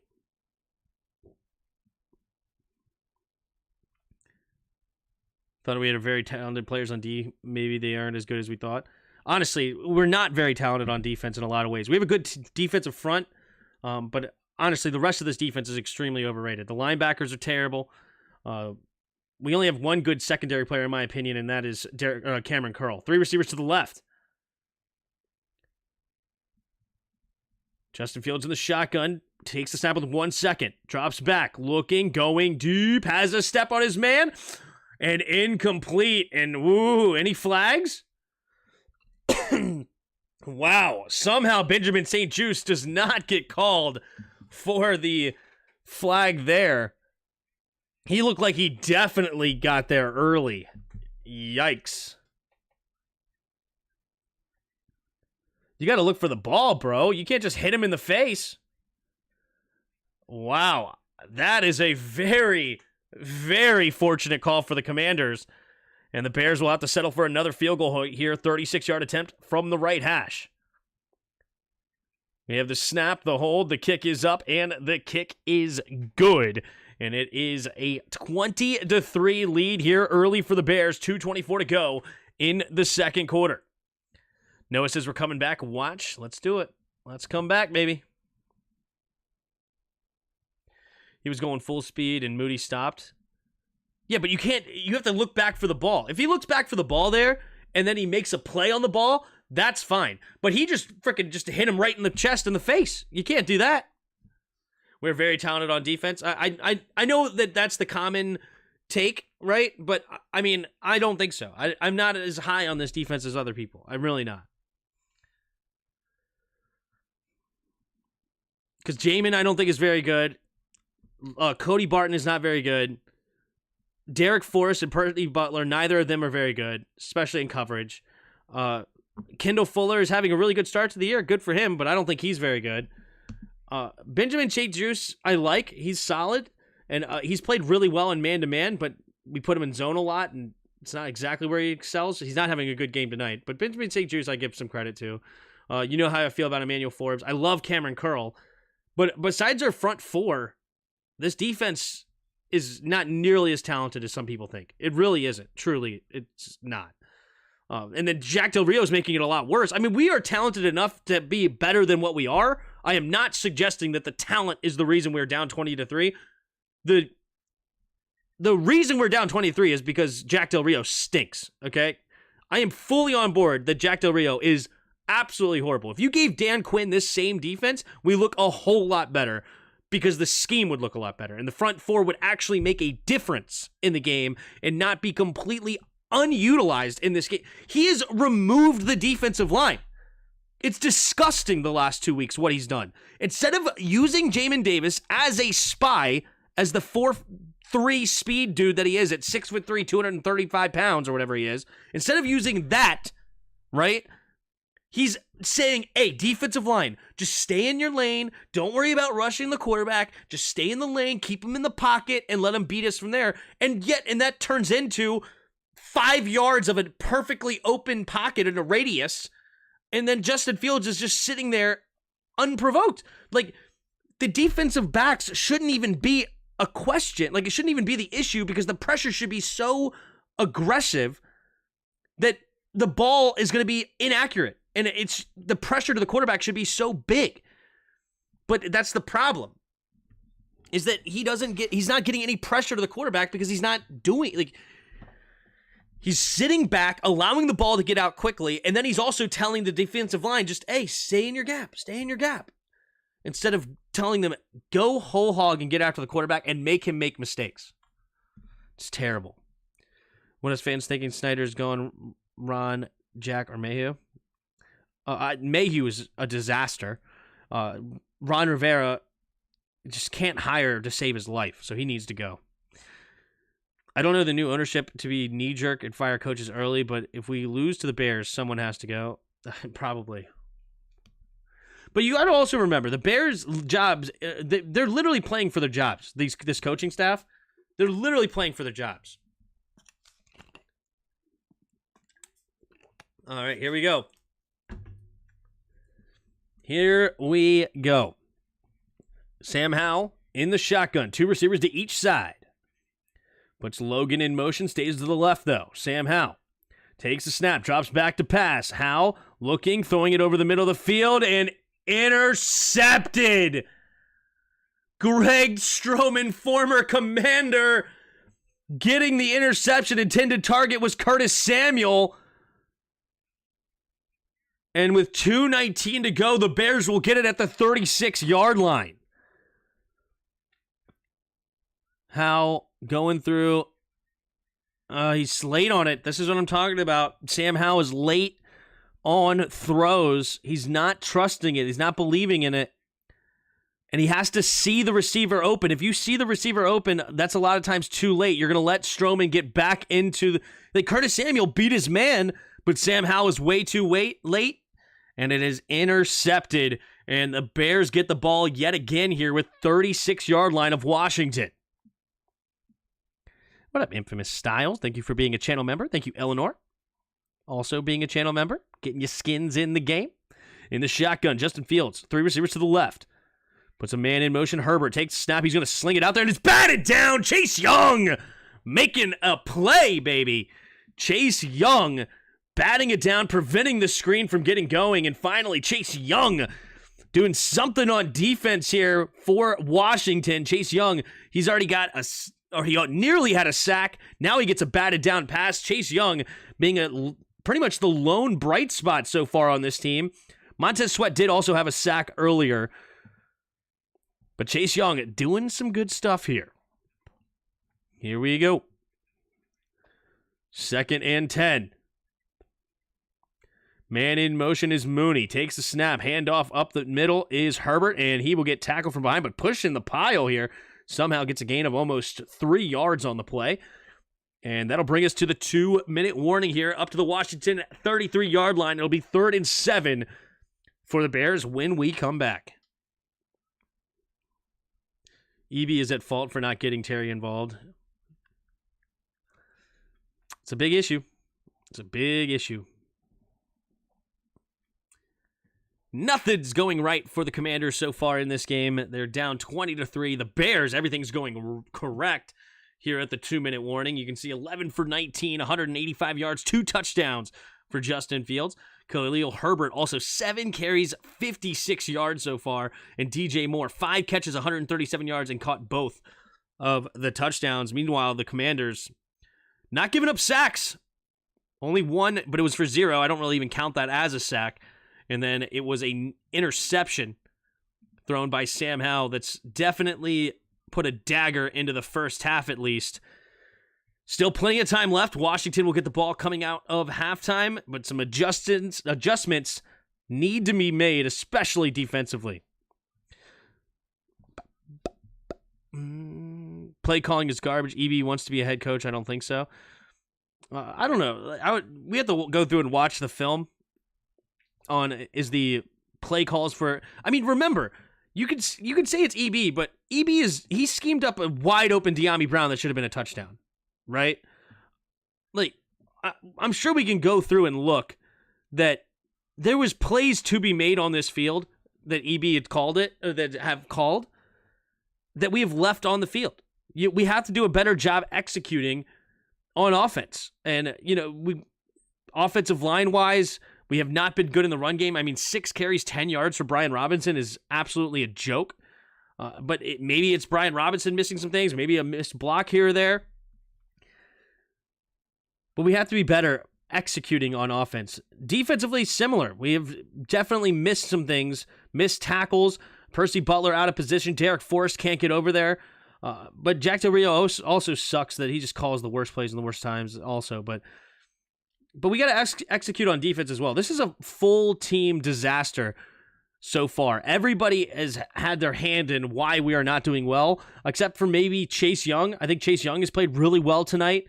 Outside of that, I think everybody has looked terrible. I don't know of another single player that I would say, hey, maybe Logan Thomas. Logan Thomas, I'll give a little credit to. He's got a first down or two.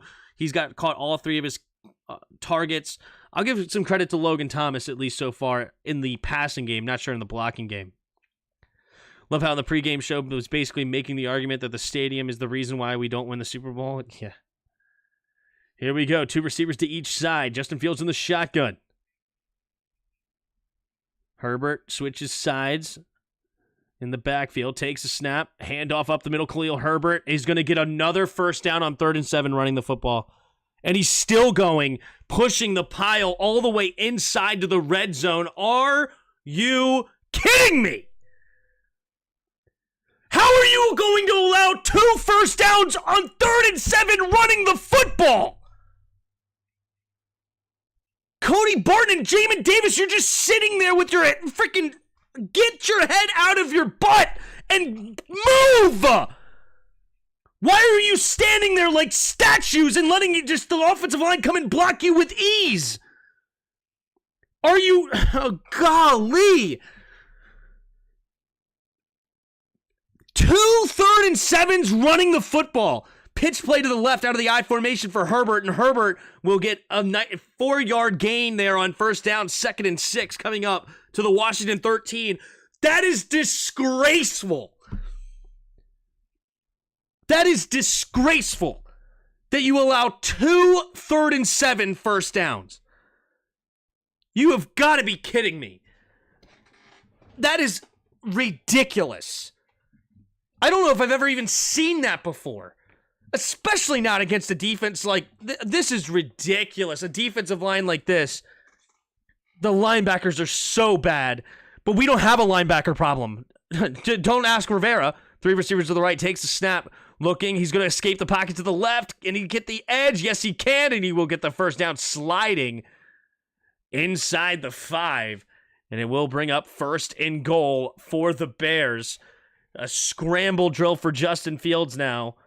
5 down linemen, and you still can't contain him in the pocket. Oh my goodness gracious. This has got to be the biggest joke.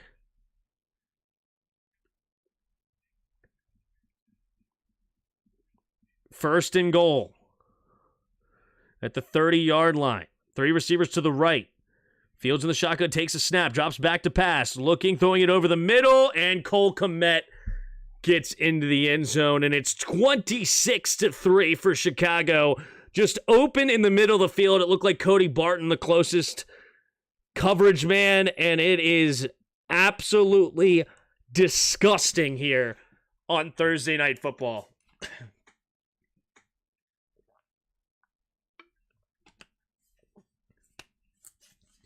We're so bad, we can't even get Britney Spears to date one of our players. I've never seen it before. Absolutely horrible. Yeah. Simple. Here's the kick for the extra point. The extra point's good right down the middle. And the Washington Commanders, with 24 seconds left in the half, need to do something to get into field goal range. Get points on the board. If you run the football here and just go into halftime, I'm disgusted. You're just basically giving up, and it's gross. You got to get into field goal range here. Justin is carving us up. Yep. Playing like baby wipes. Yeah. Tim, is there any way you can pretend you're sick and not go to the wedding and stay home to announce the Commanders game? Oh, no, I will be announcing the Commanders game. I will be doing that, Frank. On that Sunday, I will do it. The wedding on Sunday does not start until 6:30, and I will be in Louisiana, so the game will start at noon. So I should be able to have no problem doing the game noon to 3 from my hotel room.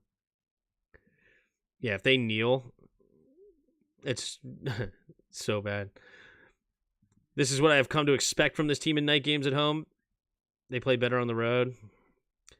I might have to make an alt tonight after that loss is so embarrassing. We haven't lost yet. We're not dead yet. There's still time in this game to make a comeback. And the Bears, as I said just last week, they were up 28-7 in the third quarter and lost the game. So this game is not over by any stretch of the imagination. But if Jack Del Rio continues to call this defense, they have to make adjustments. They have to make adjustments to get pressure on this quarterback. But because they have Justin Fields sitting out there back there pretty.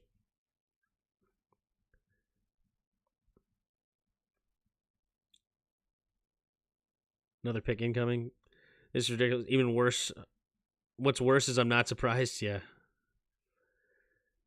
Great emojis there, Suzanne. It's very apropos. Ron and Jack need to get fired. Yeah. Took the Eagles overtime to come play like this. Yep. Oh, I like your Jiren? Dragon Ball Z fan. Love that. I actually just was watching Ultra Instinct recently. That fight specifically. We would have to score every touch, basically, from this point, let's be real. Oh, no, but we have plenty of time, and we can definitely do it. Offensively, we can definitely get after it. They almost have 30, game over. I said this was going to be a trap game classic. Yeah, it is a classic trap game, 100%. And it's playing out that way so far. 329 of you in the chat. Appreciate you being here. If you haven't already, hit that like button and subscribe. 24 seconds to kick. Here's the kick. And it will be a touchback. So 25-yard line is where Sam Howell and the offense will take the ball. Let's try to get some. You have 3 timeouts. You better be pushing the ball downfield here and try to get points before half. Tim watches Dragon Ball, 100%. After such an encouraging show against the Eagles, who thought they'd come out like this, right? Remember Gohan nor Vegeta actually beat Jiren? Yeah, neither of them beat Jiren. Jiren was beat by 17. Takes a snap, drops back. Rolling to his right. Throwing it to the right side, and it's incomplete. Or it was actually... Or was it Goku and Frieza just sacrificed themselves? Right? There's those two. Now I'm struggling to remember the end of the fight. 2nd and 10, 19 seconds left after the incomplete pass. Here we go. Thought you'd be losing your mind. You have stayed impartial and sticking to your assignment. Thank you, Justin. Here we go. 3 receivers to the left. And the shotgun drops back to pass. Howell steps up, throwing it underneath. Caught by Gibby, who falls to the ground, gets up, and then goes out of bounds after a gain of only 2. Gibby could not stay on his feet, and it is now 12 seconds left in the second quarter. Yikes. Can anyone say Caleb Williams? Lol. 5-yard pass incomplete. Great call. Yep. Wow, I was an Eagles fan. Where was this punchless team last Sunday? Yep. 3rd and 8. 12 seconds to go in the second quarter. 3 receivers to the left. Takes a snap, drops back to pass. Sam Howell has pressure coming, has to get rid of it, and does. Antonio Gibson turns upfield, and Gibson will fall forward for a first down, and they will call timeout with about 3 seconds on the clock. They're going to call a timeout, but now I guess you just have to take a shot to the end zone here from the 36. Smack City! Thank you so much for the super chat. Your first super chat here that I can remember. Appreciate you being here. Ron's key card better not work tomorrow. I don't disagree, but it will. It will work tomorrow. They're not going anywhere. The trap game is when you look past the team getting ready for the next team. That is not what happened here. Why not?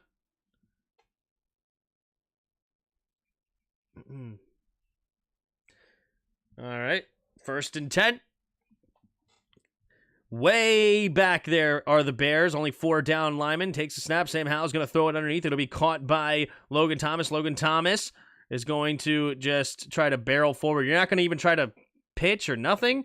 Nothing there. I guess pitch play is dangerous because you could end up giving up a touchdown yourself. So, all right, fair enough. You don't want to pitch it at halftime because the game is not over technically yet. 27-3, and the Bears have the lead here in Washington. Let's take a look here at the halftime stats. You have Justin Fields, 12 for 20, 189 yards, and 3 touchdowns. Sam Howell, 9 for 13, 71 yards, and an interception. Leading rusher in the game, Khalil Herbert, 9 carries, 76 yards so far with a long of 34. Brian Robinson, only 6 carries, 10 yards on the night. DJ Moore, 5 catches, 137 yards and 2 touchdowns. Logan Thomas, only 4 catches, 42 yards, leading receiver for Washington. Leading tacklers, you got Cody Barton with 8, and you have TJ Edwards with 5 so far. Then over here for the kickers, you have 1 for 1 for field goals for Sly, 2 for 2 for Santos, as well as 3 for 3 on extra points. Looking here at the team stats, you have 14 first downs to 5 Bears direction. Bears right now 6 for 9 on third down, 1 for 1 on fourth. Washington only 2 for 5 on third down. 1 penalty apiece for 5 yards. 1 interception for Sam Howell. That's the only turnover of the game. And the Bears command the time of possession 19-10 to 10-50 so far. I guess you could say the reason that I'm not freaking out, like you said, is, to be honest with you, I mean, I've said it the whole time, and I was quiet about it just because, I know people don't like the negativity and you don't like to hear these things. I was not high on this football team, the Commanders. I wasn't. I did not believe in Ron Rivera and the coaching staff. I knew that we had a young quarterback, did not believe in the offensive line at all, and it's been a problem for sure. And then I didn't believe in this draft class or this secondary. I think our secondary is extremely overrated by fans, and I knew our linebackers were trash. I knew everybody knew the linebackers were trash. I'm not breaking news there. But the linebackers were obviously disastrous. But the secondary is extremely overrated with Derek Forrest and Percy Butler. These are the great players. Remember, Ron Rivera said these are the great players that Quan Martin is buried behind. Remember that. Remember, this is the great secondary that we have that Quan Martin is not even able to see the field because Percy Butler and Derek Forrest are so good. They're so good that we can't see the field. With our second round pick, cannot get a single snap on defense because they're so good. Yeah, what's going on tonight? They're getting torched, helping nobody, right? And it's a disaster. And Ron Rivera is so slow to move. We probably won't make any adjustments to this team until the bye week because that's exactly what he did to Landon Collins, if you guys remember. I mean, I'm an idiot with a YouTube channel that played Division III football as a bench player. I'm nobody, okay? I was saying that Landon Collins was basically a glorified linebacker, right? And everybody knew he was an in-box safety. That was his thing. But I was saying he's basically a linebacker. And I'm an idiot. It took until week 6 of that season for Ron Rivera to then have the bye week to say, I think Landon Collins is a downhill linebacker, downhill box player. Really? Then why is he your free safety and getting torched against everybody, right? He just says things in the press conference that make you want to think about the quarterback comment, right? Dallas is what, 4-0 at the time or 3-1 with Cooper Rush, and they ask, why are you struggling? And he says, quarterback? Compared to the other teams in the division, quarterback? The guy they paid $40 million a year is not playing, and yet they're 3-1, and you're talking about quarterback? You went and traded for a quarterback that you're paying $28 million to, and you're talking about quarterback? Right? It was just, it's stupid things like that you just are so upset with over and over and over and over again. And it's like, he's so slow to make adjustments. I can't stress that enough.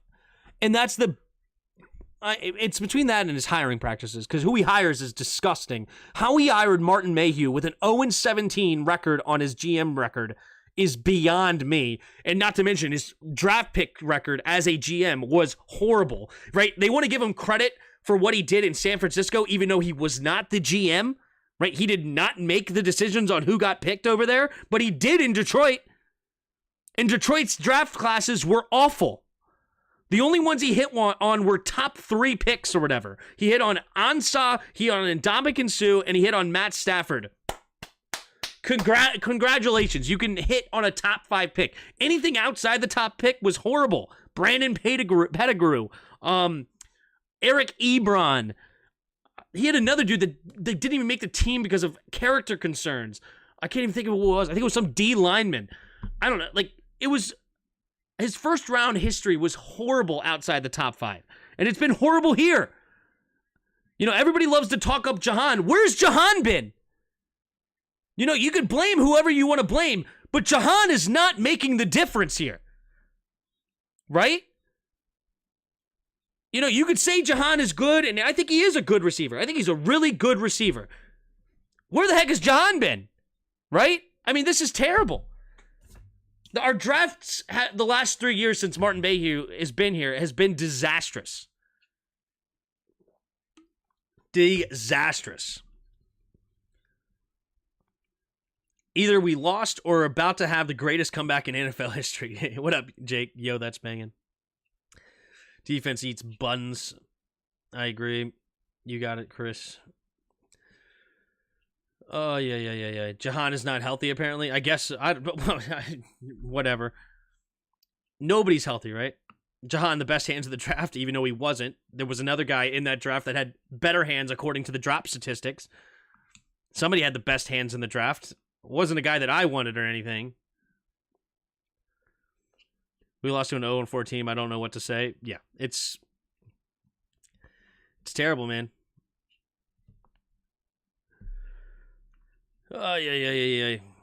But there's a reason why I said this team before the season. People ask me, what do I think the record's going to be? And I said 6-11. You know, everybody else, this team is the most talented. You know, this is the most talented team we've seen in years. On what basis? The offensive line is disastrous. The linebacking core is horrible. Derek Forrest is being played as free safety, and he ain't a free safety. Emmanuel Forbes is 170 pounds of trash. Like, the day of the draft, he was trash, and now everybody else is just happening to see it, right? You know, it's horrible. It's horrible. Like, say this is the most, and then we have a 5th round quarterback that we have no clue what he's going to be, and I liked Howell. I thought Howell had potential, but we don't know that. Right? Like, we don't know that Sam Howell was going to be great. We knew he had a live arm. We knew he could get out of the pocket, but we didn't know if he was going to be able to read the defense well, make adjustments at the line, do things that an actual NFL caliber NFL team can do. Right? Like, it's just, you know, shout out Louis T. And also, I called him out. I like Louis T. Shout out Louis T. I just thought that statement was interesting. You know, he's come on the channel. I have no... Yeah, it's just sports disagreement. I don't hate Louis T on a personal level at all. He's a good dude, very kind, come on the channel, all that good stuff. So I just want to make sure I say that. I'm calling him out on a football analysis, and we can talk football if this gets to him or anything. Do not hate him as a human being at all. He's a good dude. Anyway, just felt like I had to say that since I called him out. Anyway, all of this is just football talk. Andrew Noel should not have been in the NFL. Yep. This team is Jekyll and Hyde. Yep. Steven Over, reality has returned. Yeah. And EB has been so vanilla. I thought he was going to revolutionize our offense. Yeah, today has been but then again, you know, I don't even really blame EB so much. Or at least I don't know. We have to watch the film. But when De'Ami Brown is open in the end zone, I'm not mad at EB, you know? And I think there was holes that Brian Robinson has missed so far. But at the same time, you know, it's not like EB's been great. I'm not saying that EB has been awesome and then the players just stink.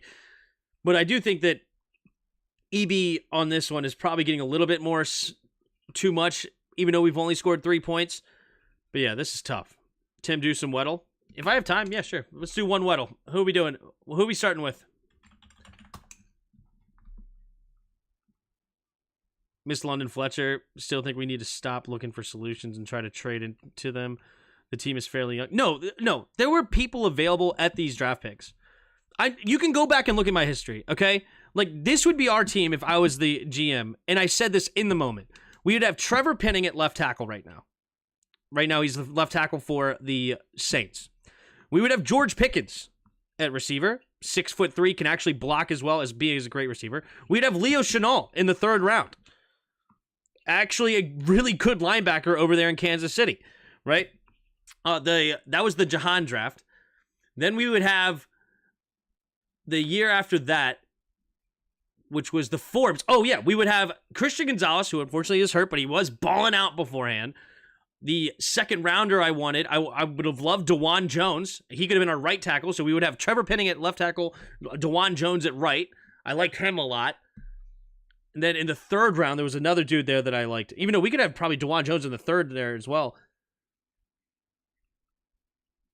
Because, yeah, I mean, in the moment, I was not suggesting that we trade up and go after Martin Mayhew. It's not Martin. Brian Branch. I would have liked it, but I didn't say that in the moment, so I'm not going to say that now. But yeah, even though I like Ricky Stromberg should probably be playing. But it is what it is. Has anybody said anything of a player to start with? Yes, I agree. You nailed it. We have failed in the draft. Yep. So there's players there. We don't even have to trade up. Tim, this is bad. It is, Freeman. It really is. I wasn't expecting this either, but this is typical Washington stuff. Here we go. Yep. DeJuan Jones is a beast. I'm glad he landed with us. Yeah, I liked to land with DeJuan Jones, especially in the second. That's an awesome pickup.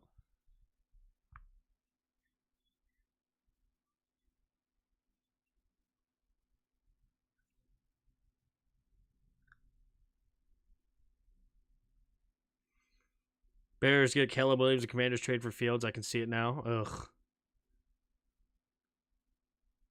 Who gets the ball after half? Washington does. Jake says Darrell Rio needs to go. You think? I agree. I think they're tanking now. Appreciate Rio Bro from the UK. Thank you, Callum. Well, nobody gave me a starting player. Trade Brian Pingle for Luke Musgrave. That would be nice. Hire Tim. I can't believe Emmanuel Forbes has been as bad as he has been. Yeah, I know and it's not your fault. You know, fans don't watch film. They don't have time to. They don't even know what they're looking at half the time. They didn't play football. They're just fans of the team. So I don't hate fans that loved Forbes. Why do I not hate fans that love Forbes? It's because everybody gaslit you into thinking this guy was good. Everybody, even though everybody said they wanted Christian Gonzalez, right? On draft day, they were upset we did not get it. Everybody wanted Christian Gonzalez. But after we drafted Emmanuel Forbes, everybody was like, but we still got a really good football player. We still got a baller in Emmanuel Forbes. Oh, he's great. All these interceptions. He's a great player. I wanted Christian Gonzalez, they said, but oh, he's great. I was the only one that said, this dude sucks. Like, I don't see what anybody is seeing about this dude. And I never went off that. I'm like, I watched film on this dude, and I don't get it. I do not get why this guy got so much hype, other than he had 14 interceptions, 6 of them for touchdowns. So he got opportunistic interceptions, and then after that, it's been a disaster. Like, I don't know. He was not a first-round pick based on talent. If you go watch the film, it's a joke. Forbes isn't the problem. I agree, Aubrey. He's not the problem. He is a problem, but he's not the problem. I do agree. The problem is Jack Del Rio. I do agree with that. Even though everybody said that Emmanuel Forbes should thrive in a Jack Del Rio system, but it is what it is. The big thing is his size. We blew it on the stick. I never even mentioned his size, except, well, very little, but that's hardly the issue. His size was hardly the problem. It was his talent. That's the problem, or lack thereof. Here we go in the shotgun. Curtis in motion left to right. Now he goes back to the left. Takes a snap. Setting up the screen. Nope. Now he's going to the screen the other way for the running back screen. Running back screen will follow his box. He does into the secondary. Nice move. Making a guy miss. Still going. Brian Robinson rolling down the field. Now they're pushing the pile. Why are you going to stop the play? We're going forward. We can push the pile the whole way. Come on. Why did you blow the whistle? We're going forward. How do you call forward progress when we're going forward? What? How do you call forward progress when Brian Robinson is being pushed forward? That would make no sense why he blew the whistle that early. Nonetheless, big play, first down, up to, what was that? The 45-yard line. Howell in the shotgun. No, 49-yard line, excuse me. Takes a snap, drops back, play action, drops back to pass, looking, going to throw it underneath. It's going to be caught by Brian Robinson, and Robinson will fall forward for a gain of about 7 up to the 44-yard line.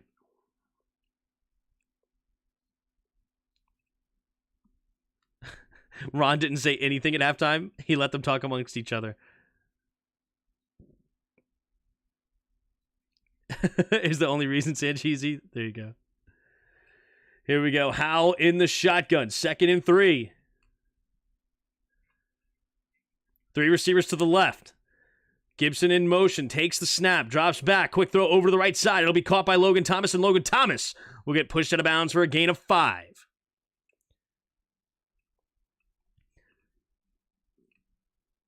Just give him a T-bone state. Get off Forbes. It's his 5th game. That's fine. And that's fine. And you want to say that he needs time, and that's all good. No worries. I understand. It's no worries. You're allowed to still like Forbes and be a welcome here, and it's all fun. Ron outsourcing halftime speeches now, too. He's a delegator. That's what I told you. Here we go. 2 receivers each side. Howell in the shotgun. Terry McLaurin goes in motion left to right now. Takes a snap. Play action. Howell stepping up. He has time. He's going to throw it underneath. Wide open is Antonio Gibson. And Antonio Gibson out of the flat gets a nice gain of about 12 yards. Pushed out of bounds. And a first down. Washington. Good protection for Sam Howell on that one. Did they keep a tight end in? Yep, you kept that tight end. You have to help Wiley. You have to. There you go. Good job, Antonio Gibson, getting the first down. Move the chains. 1st and 10. Now, we could still win this game. Chicago's not good either. We could still come back and win this game. So all of that hate that I just said to the Commanders, we could still win this. Here we go. 2 receivers each way. Takes the snap. Howell drops back. Pressure coming. He has to get rid of it and does, going deep and incomplete. And it's a flag! Pass interference! Washington should get the ball at the 1-yard line. Good things happen when you go to number 17. And he is just getting shoved out of bounds the whole time. No even terrible coverage. And we get a first down and goal from the 1.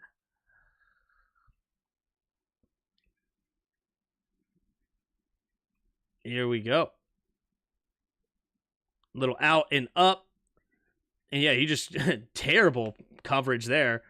He's just going to push him out of bounds. He just, yeah. Number 78 is reported as eligible, apparently. We're going to throw it to a lineman. We're going to throw it to Cornelius Lucas here. 1st and goal from the 2. Heavy formation. Single back, but it's heavy. All the tight ends and the linemen that we could have. Takes the snap. Play action. Looking. Howell escaping to his right. Going to throw it to the back of the end zone. Touchdown, Logan Thomas. And Washington gets on the board with a touchdown. And Logan Thomas, 1-on-1 in the back of the end zone. And Sam Howell gets it to him anyway. Beautifully executed play action pass with the heavy set. And Sam Howell does a great job keeping his eyes downfield. Oh, we're going to go for 2. Ron Rivera yelling something. I don't know if he's okay with going for 2 or not. So we're going to go for 2 here. Does that make a difference? 18? Yeah, it makes a 16-point game. So you would still maintain a 2-touchdown game with 2 2-point conversions if you get it. Otherwise, you're down by 18. So you can get a touchdown 2-point conversion later and then a field goal. So this keeps it makes it a 2-possession game if you get it. 3 receivers bunch to the left. Takes a snap, play action. Howell rolling to his right. Looking, pumping. He's going to make a man miss. Sam Howell diving into the end zone and using his legs to get in. Sam Howell with a 2-point conversion. And after a touchdown, you know what time it is. It's time to fire up the band!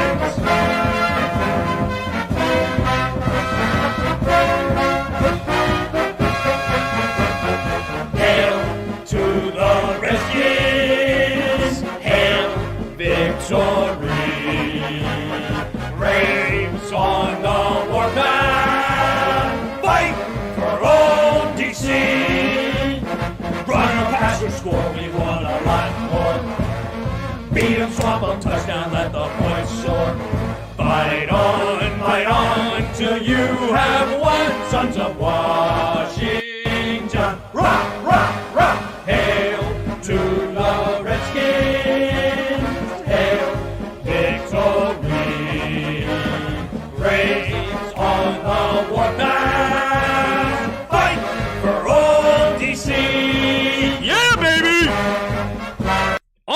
board.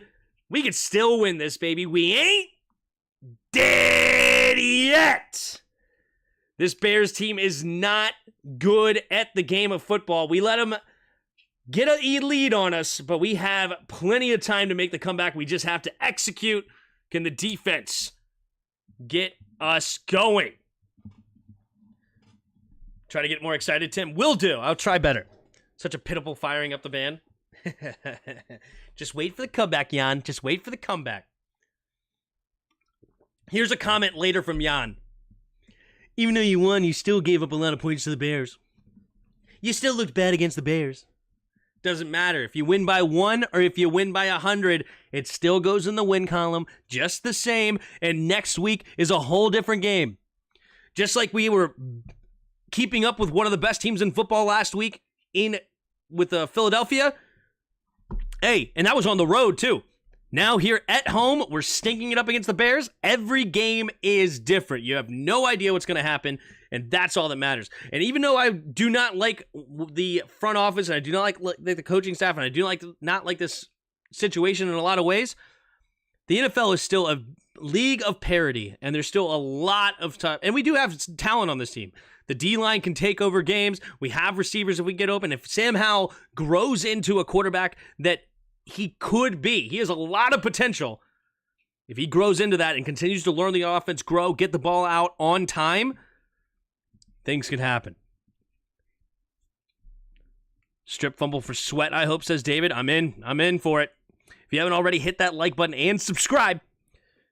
Please do. Just mostly dead. Miracle backs. We ain't dead yet.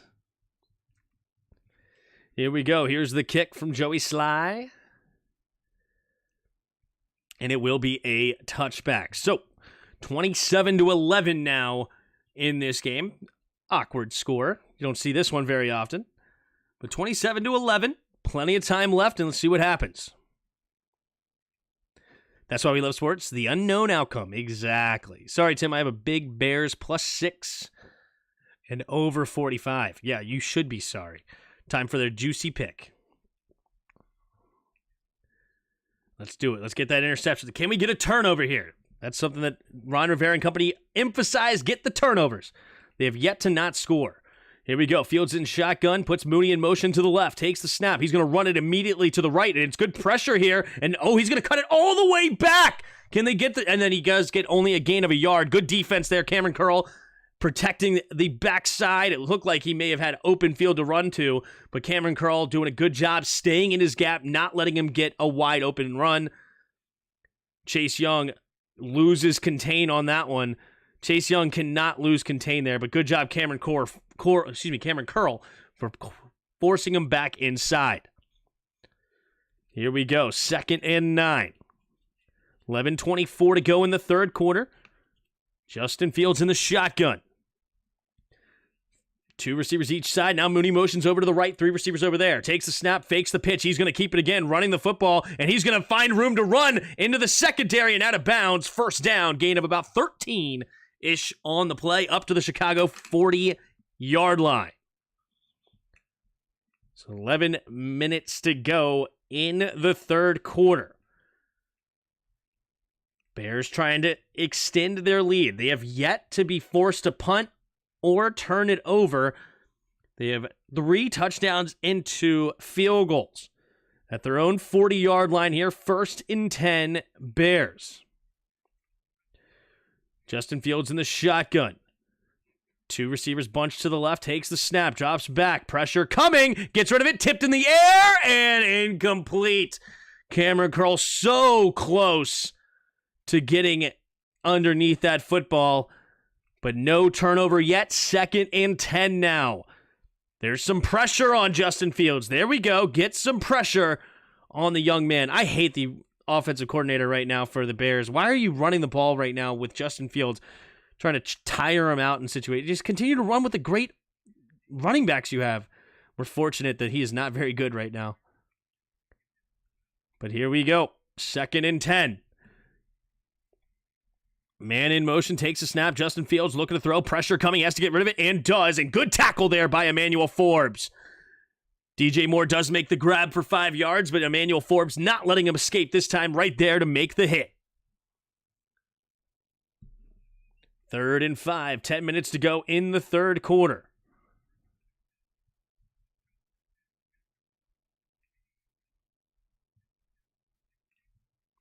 So close, story of our season, yeah. Here we go, 3rd and 5. Can Washington get off the field here? Fields in the shotgun. 3 receivers bunched to the right. Puts a man in motion out wide to the right. Takes a snap, looking that way. Steps up, pressure coming, and he keeps it somehow. Then he's going to throw it underneath, and it's going to be close. Khalil Herbert, does he get his hands underneath the football? Incomplete, and Washington gets the stop by the skin of our teeth. Justin Fields somehow escaped that sack. And Herbert could not get underneath this football. Wow, that was close. That was close. Yeah, it looked like it hit the ground. And he got all contorted up. Herbert, yep, there it clearly hits the ground. Good call there by the side judge. Ooh, his right knee may have got hyperextended. Hopefully he's okay. He got all sorts of crushed up and angle. Eek. Bro broke his own ankle. Yeah, that was a weird contortion there. Anyone seen Allen in weeks? Oh, that's right. He's on 106.5 The Fan every Monday morning. He eats some of the most double teams you see, so. And he has gotten pressures and everything, too. He's a beast. I think he's like top 5 right now in pressures from D tackles. Yeah, he's not getting sacks, but D tackles don't get a lot of sacks anyway, you know.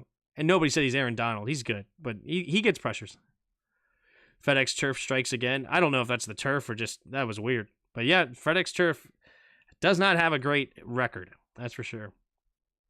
Fields is so shifty, he broke his own wide receiver's ankles. That's a good one. All right, how many likes do we have right now? How many likes do we have? We have 142 with 280 of you in here. Can we get, like, 175? Can we get some more likes in there? Let's get some likes. Hit that like button, baby. Let's get a TD boy, says Tyler. Let's do it. Let's do it. Tim, you're a couple of plays behind. Yeah, unfortunately, YouTube just forces me to have like a 20-second delay, and I don't know how to get rid of it. I wish I could. And then YouTube TV is usually like slightly behind as well, and that's where I watch it. So if you pause your TV and you can try to match me up, that's always fun to do too. Tim, what did I tell you? That's right, Noah. We're still in it, baby. We're still in it. Tim is 3 plays behind? Jeez. I wish YouTube did not have this thing. I don't think there's like a setting I can do to fix that either. I think it's just, it is what it is.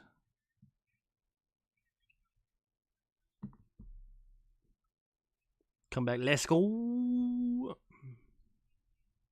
Let's go.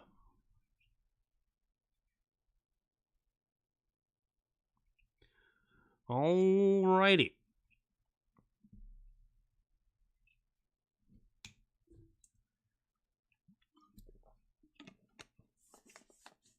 There we go. Herbert is okay. Well, for now. He may have felt some weird pop and got scared. That happens too. Here we go. There's the kick. Coming from Gill. And it will be caught around the 10-yard line. Is Jamison Crowder running to his left, trying to follow some blocks, getting around the edge, and will. He's going to get up to the 30-yard line. Nice return by Jamison Crowder. And out of bounds, about to the 31-ish yard line. No flags on the play. That's a miracle. And 9:32 to go here in the third quarter. Washington will get the ball back, down by 16 with a lot of game to go. Tim is still waiting on the coin toss. You're only 1 play behind on you. Fair enough. Yours shows 163. What was mine show now? I don't know. Let's see. Yep, I see 163 as well. Thank you all for the likes. We're on our way to try to get to 5,000 subscribers, so trying to get to 4,900 here soon. Here we go. 3 receivers to the right. Sam Howell in the shotgun. Brian Robinson motions back into the backfield. Still 3 receivers to the right. Takes a snap, 4-man rush. Howell gets rid of it quickly, and it's going to be caught by Logan Thomas, and Logan Thomas will dive ahead for a gain of about 7 up to their own 37-yard line. Remember that Broncos game? We always alive, says Hu Vong. I agree. Please get Terry for the love of all that is good. Yeah, let's do it. Get him the ball, baby. Drive by your house at 1:30 with the train horn. Here we go. 2nd and 7. Howell in the shotgun. Man in motion. Takes a snap. Drops back. Looking. Throwing it over to the right side. It'll be caught by Logan Thomas. Logan Thomas still on his feet. He's going to get... Oh, he fumbles the ball! And Chicago has it! Logan fumbles at the last second. And Washington loses the ball. He does a great job to get the first down. Wow. That is rough. Man, where's the whistle now? They got them all tangled up with dudes just pulling at the ball, and now you don't blow the whistle. But whatever. They pull it out, and Washington loses the ball.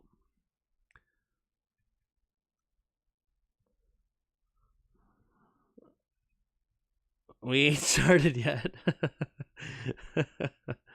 All right, let's go defense. Come on, defense. Get a turnover of your own. Man in motion is Tanyan. Fields in the shotgun. 2 receivers each way. At the Washington 46 after the turnover. Takes the snap. Fields looking. Steps up. Pressure comes in late. And down! Who said, where's Jonathan Allen? Who said, where is Jonathan Allen? And there he is for a sack. He heard you ask. He heard you ask. And he just wanted to call in and say hi into the radio station. And he's getting double teamed, fighting through it all, and he's getting held, and he still comes up with a sack. 5-yard loss. Jonathan Allen, baby. Here we go. 2nd and 15. DJ Moore in motion left to right. 3 receivers to the right now. Oh, that's illegal motion. No way. Yeah, that's illegal motion. I was about to say, they had all sorts of dudes in motion. Incomplete pass. I didn't see the flag get thrown at first, but they do have the flag on the field. Okay, I was going to say, Darnell Mooney and DJ Moore were moving at the time of that snap. So that's going to be another 5-yard penalty. Move them back, and it should be 2nd down and 20 coming up. Tim, any way you can put on the pig snout? What? What? Wait, what? They snapped the ball with 2 dudes on the... What? What? How in the world do you not... How do you have 2 dudes moving around and you don't... How do you pick up that flag? Whatever, 3rd and 15. 3 receivers to the right. And now, is it a false start? It is a false start. Now they move him back 5 yards again. All right, 5 yards, this time a false start, and now it's 3rd and 20. This is ridiculous. Like, how in the world how do you miss that? And then you have the flag was thrown and you say there was no illegal motion? How? That's unbelievable. 3rd and 20. Fields in the shotgun. 2 receivers to each side. Takes a snap, drops back to pass. Pressure coming, just Chase Young. Gonna move. There we go. Now we're getting the pressure. Thank you, defensive line. Thank you. Chase Young showing up. Getting the pressure. Then Jonathan Allen and his company coming as well. Finally, let's do it. I think Jack Del Rio finally took the reins off of these guys and just said, hey, run loose.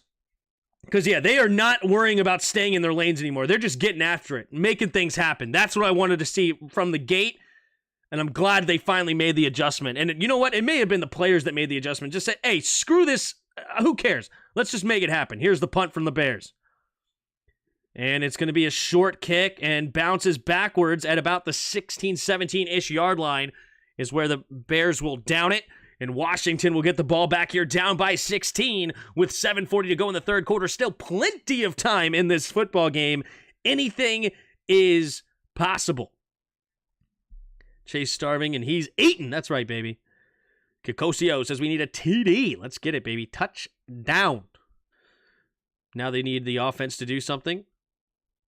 Let's do it.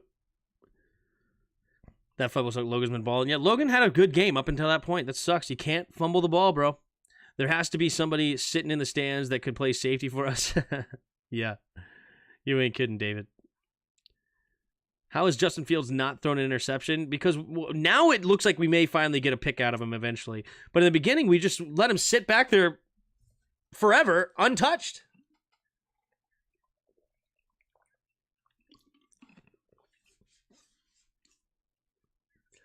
Also, let me just say this. The Bears offensive coordinator sucks. Tim, if I subscribe to your channel, do you expect EBT?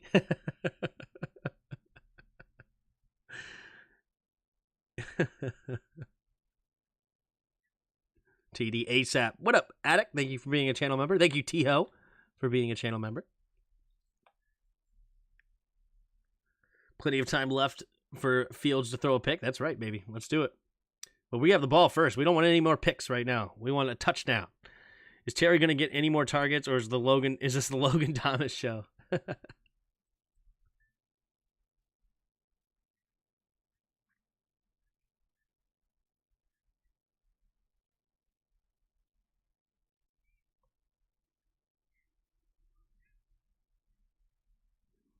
EB's ticking me off, yeah.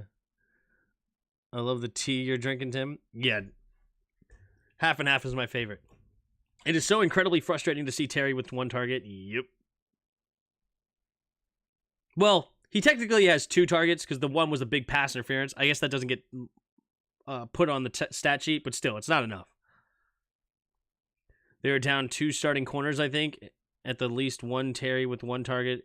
Yeah, that's tough. 17, let's get him the ball. Let's do it.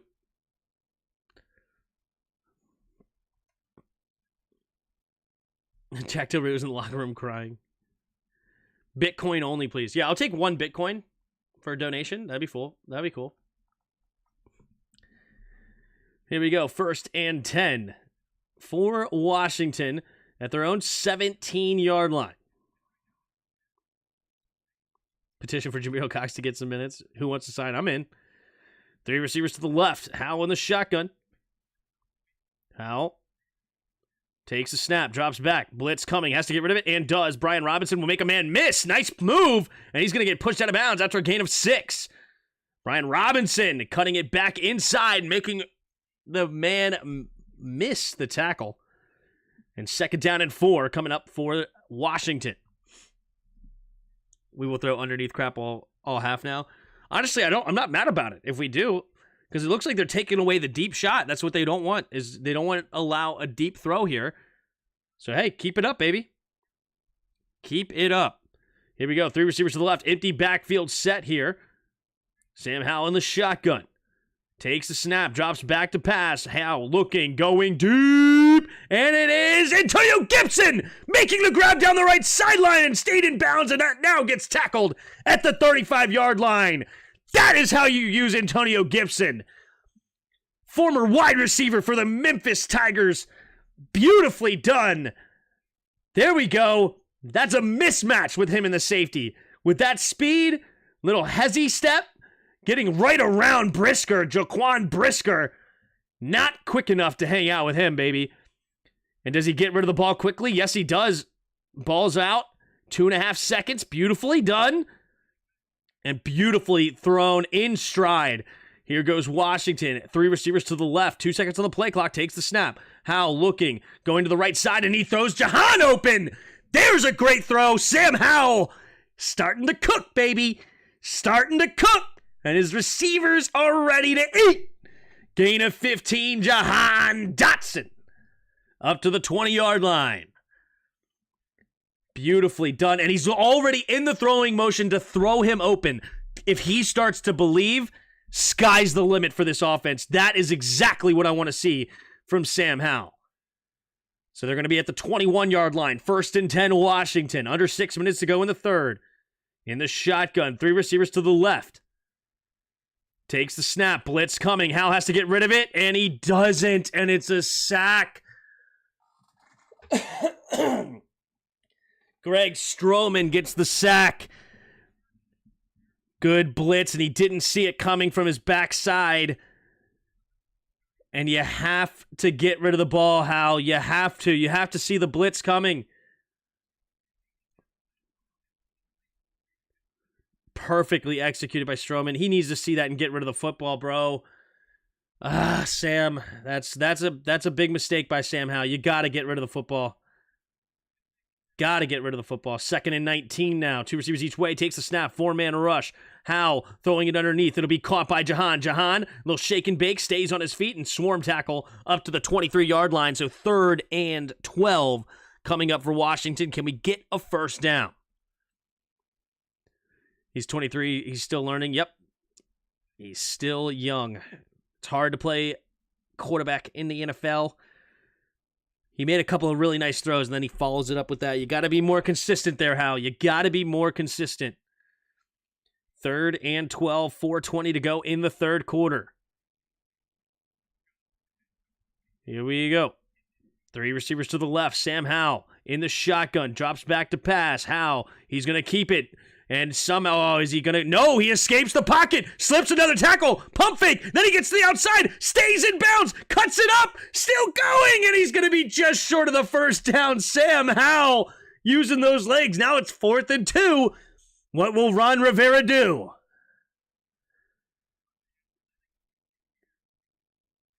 Wait a minute. Is Howell coming off the field? And Washington will settle for a field goal here to make it a 13-point game. The crowd is not happy about it. But honestly, I don't hate it. Some people will be upset about this. But honestly, I'm not upset about this at all because it makes it a 13-point game. We're going to need 2 touchdowns anyway. But now we don't need the 2-point conversions getting for the field goal. 4th and 3. From the right hash. Takes a snap, the hold, the kick is up, and the kick is good. Still plenty of time left, 27-14. We just need 2 touchdowns, 2 stops, and we're right back in this game. I know, you guys are upset. We didn't go for it on 4th and 3 there. I know. I get it. You guys want to go for it quite a bit, but it's all right. It's a 2-score game. We're now 13 points, as Tyler just said, chipping away. It's not a bad move there by Ron Rivera. It really isn't. It really is not an idea. If they get 1 field goal, we lose. Why, if we get a 1 field goal, we lose? Why is that? If it gets a field goal, it's still a 2-touchdown game. It just goes right back to two points. Still plenty of time left, guys. Shoot, we still have time to be able to get 2 more field goals and a touchdown. How's a truck? Sadiq got destroyed by Hal. Why take the risk? This is a slow build-up. Yep. Statistically makes no sense. Which one? Which makes no sense? Taking the points was a good call. We need 2 touchdowns regardless. Exactly. Forbes gets a pick 6 to redeem himself. I'm all about it, Santiago.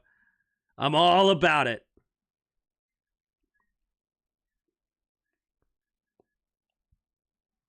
If Forbes, I'm saying it, if Forbes gets a pick 6 this game, I'm buying his jersey and wearing it the rest of the year. If he gets a pick 6 in this game, and we win, we got to win though too.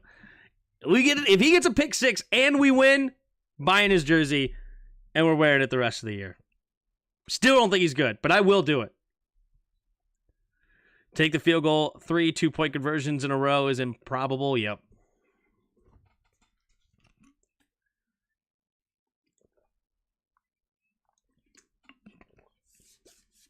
$176 subscribers. I guess you meant likes.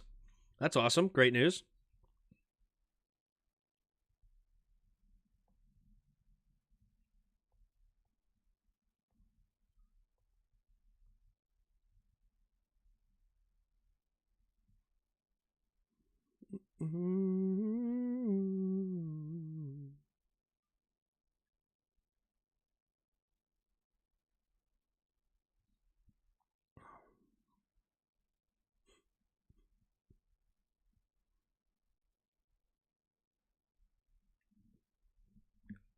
Size medium. West Jenkins says, I'll donate. Sounds good. Yes, if we get some pick six, please donate to the Emmanuel Forbes Jersey Fund. My wife's not going to be happy that I agreed to that. So definitely need some donations because we're not rolling in money right now. That's for sure. We're about to go on a trip too. So if he gets a pick six and we win, my wife's going to be very mad at me. There's the kick from Joey Sly. And it will be a touchback. 3:17 to go in the third quarter.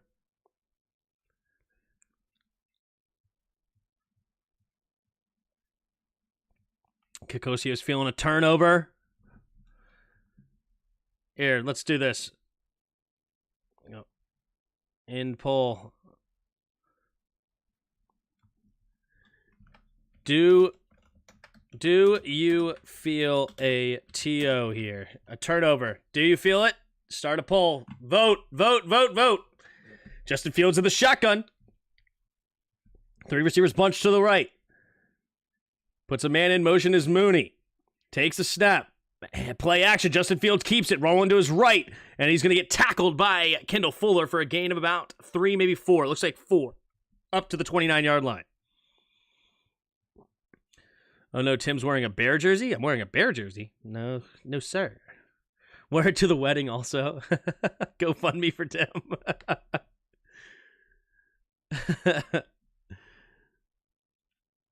Thank you for 341 of you putting votes in. That's awesome. Good for you guys. Here we go. In the shotgun, Justin Fields, 2nd and 6. 3 receivers to the left. Now DJ Moore was the running back. He's going to motion into the slot on the right here. Benjamin St. Juste goes to cover him. Takes the snap. High snap. And it's Justin Fields keeps it. And he spins off the tackle and he gets a first down. That is incredible. Justin Fields somehow saving that thing from going way over his head. And then on top of that, turning it into a positive play. Wow, he saved that play, Justin Fields, and he saves it right into a gap in the offensive line. What are the chances? I mean, he couldn't have hit a hole better if he was looking. He wasn't even looking, and he goes right in between the A gap perfectly. Here we go, 1st and 10. 3 receivers to the right. In the shotgun, takes a snap. Pitch play to the right is Herbert. Herbert trying to cut it. Herbert went down. Uh-oh. And yeah, he's out of the game. Yeah, he tried to cut on that right foot, and he didn't believe in it. Khalil Herbert is going to go to the sideline, and he will be done for the day. Yeah, you can't do that. You can't give up on the middle of the play. We can't put you back in the game if you're going to give up. Even if you aren't, like, really, really hurt, and maybe you can come back next week, you can't be in the game if you're going to give up on a play like that. 2nd and 10. Justin Fields in the shotgun. 1:12 to go in the third quarter and counting with a 13-point lead. 2 receivers each way. High snap again. Takes a snap, play action, going to the right side. Has his man, and it is caught by DJ Moore down the right sideline. And he's still going. Has a man to beat, dancing around. Oh, DJ Moore went out of bounds. Thank goodness DJ Moore is beside himself that he went out of bounds. Yeah, Emmanuel Forbes was in coverage. Yeah. And, yeah. A little push-off there. There's definitely a push-off, but it's not called. Great throw there by Forbes. Does he go out of bounds here? I don't know if he went out of bounds. I think we got lucky there. Here we go. 2 receivers each side. Again, takes a snap, and it's going to be handoff up the middle. Here is Roshan Johnson, rookie. No, excuse me. They go with the third stringer, Blasphemy. He's the fullback. Kari Blazingame. Blazingame? Blazigame? I don't know how you say his last name. Kari. And that's going to be the end of the third quarter after the 3-yard run. And Bears take a 13-point lead going into the third quarter. And we have a game, ladies and gentlemen. I'll put a dub in your Cash App if Forbes gets a pick and we win. Yep. Forbes, you got to tighten up, my guy. 3 huge plays from Forbes, missed tackles. Yeah. I know, Jake. I know. And tell your roommate I told him, okay? Tell your roommate that he should know, okay? He should know not to argue with me, all right? Tell Nick to shut his mouth. They keep putting him on more. I know, that's what all the excuses are going to be. Yeah, that's what all these... He shouldn't even be on Forbes. Or more. He shouldn't even be on him.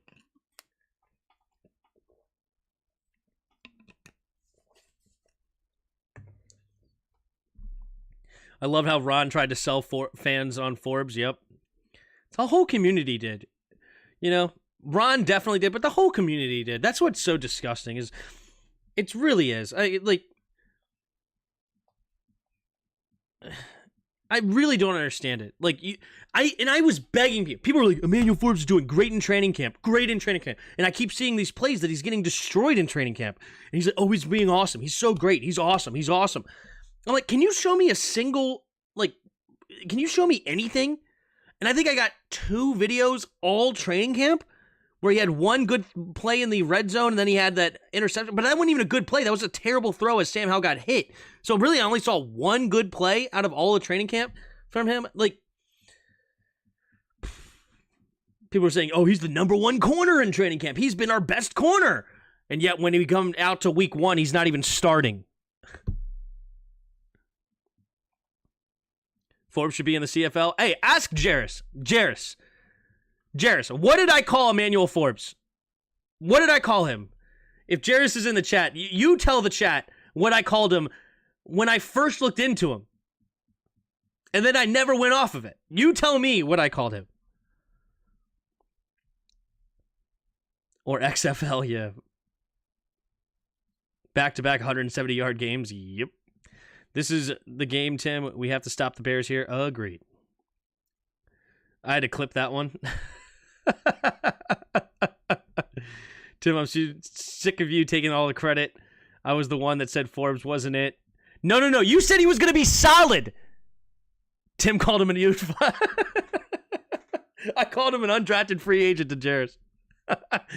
Jake said 4th-round pick. I said at best a 4th-round pick, yeah. But yeah, to Jairus, I called him an UDFA. But no, hold on. You definitely wanted Gonzalez, but you said that he was going to be a solid corner in the league. Don't lie. You said the best he's going to be a solid. You think he could be solid. 3 receivers to the right in the shotgun fields. 2nd and 7 at Washington's 28-yard line. Takes the snap. Handoff up the middle here. Blazing Meat going to fall forward for a gain of 2. 3rd and 5 coming up for the Bears. No, Jairus' opinion, Tim. We're still mad you made him. So Bears fans will be buying Forbes jerseys before Tim. I remember hearing the words better than Darrell Green. Yes, exactly. They compared him to Sauce Gardner. They said he would be Sauce Gardner if he had 25 more pounds. That's what they said he would be. Sauce. Here we go. 3rd and 5. Fields in the shotgun, takes a snap. Play action. Fields, double move, going deep and overthrowing. Danny Johnson now in coverage. But DJ Moore definitely had a step on him as well. Danny Johnson now getting snaps over Emmanuel Forbes on a big 3rd down play. Danny Johnson comes in the game instead of Emmanuel Forbes. Emmanuel Forbes has been officially benched. Danny Johnson is covering DJ Moore on the biggest 3rd down of the game. Left hash, 43-yard attempt. The snap, the hold, the kick is up, and the kick is good.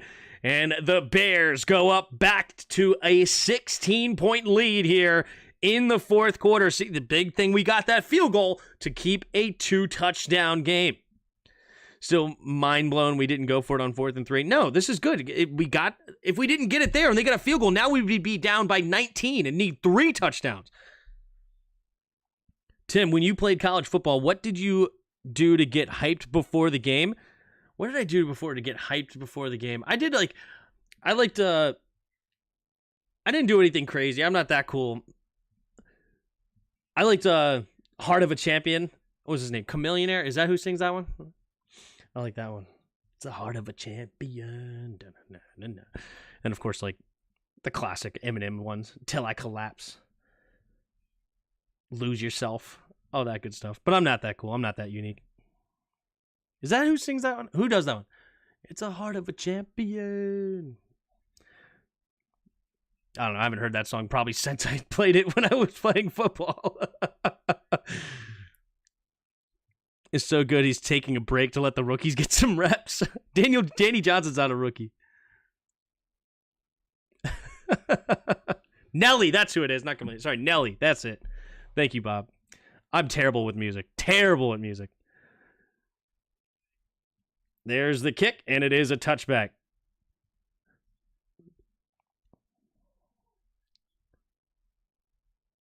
Saying the 3 was good was implying our defense could stop their offense, which we seen them walk all over us tonight. Well, we got a couple of stops there, didn't we? Or at least one stop. No, we got 2 stops in a row. Yeah, we forced 2 punts back to back. Defense was starting to step up. You know, we're playing the game now. We're trying to get after the quarterback. Here we go. 3 receivers to the right. Sam Howell in the shotgun. Sam Howell takes the snap, drops back to pass. Blitz coming. They pick it up. Now he's going to try to escape in the pocket, and he stays on his feet, and he's going to get a positive play out of this. Sam Howell somehow turns that play into a 5-yard gain, and he's giving us the goggles. That's the play. Goggles. 3-3. Goggles. 3-3. Goggles. What's it mean? What's it mean, everybody? We're going to find out what the goggles play is. He's hurrying up to the line. Goggles, goggles. 3-3. Goggles, goggles. 3 receivers to the right, takes the snap, drops back to pass, steps up, avoids the rush. Howell going over to the right side, has his man, and it would be caught for a first down, and it's Terry McLaurin. There is a flag on the play, though. Let's see what the flag is. 2 out of 7. That's optimistic. Thinking which Washington fans, I'm sure. Well, it was the last 2, though. Illegal contact. Number 49, penalties declined. First down. Anyway, Terry McLaurin gets the catch for 10 yards. Move the chains. Fuller's barely average. Yep. He's been playing well this season, though. He has been playing well this season, but he's not great. We need a new QB. 1st and 10. 1st and 10. 13.5 to go in the 4th quarter. Down by 16. 3 receivers to the left. Takes a snap. Drops back to pass. Avoids the rush. Rolling to his right. He's going to throw it over the middle of the field. Dangerous throw caught by Pringle. And Pringle will get the first down. There we go. Sam Howell on the move. Finding Pringle with a gap in the defense. That zone.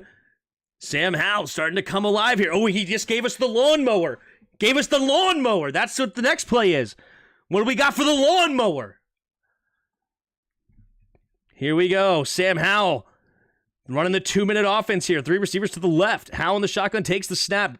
Drops back, steps up, throwing it over to the right side, and it's almost intercepted. Pringle slipped at the top of his route, and he nearly gave up an interception. Pringle. Why is Pringle in the game?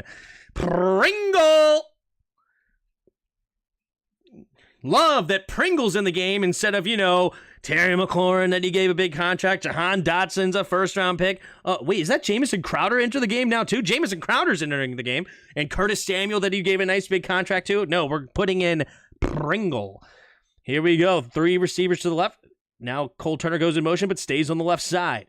Howell in the shotgun, takes a snap, drops back to pass. Howell looking, steps up, avoiding the rush, throwing it over the middle of the field, and it's going to be caught!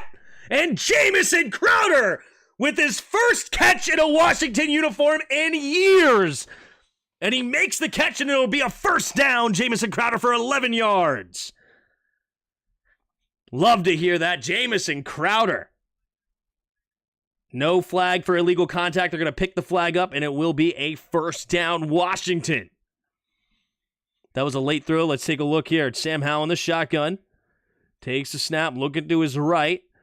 And then he comes back to the right, the backside. Yeah, it was a pretty late throw, but he got that strong arm and he zipped it in there, and it's a perfect placement. At least it was very accurate, giving his guy a chance and nobody else. 1st and 10.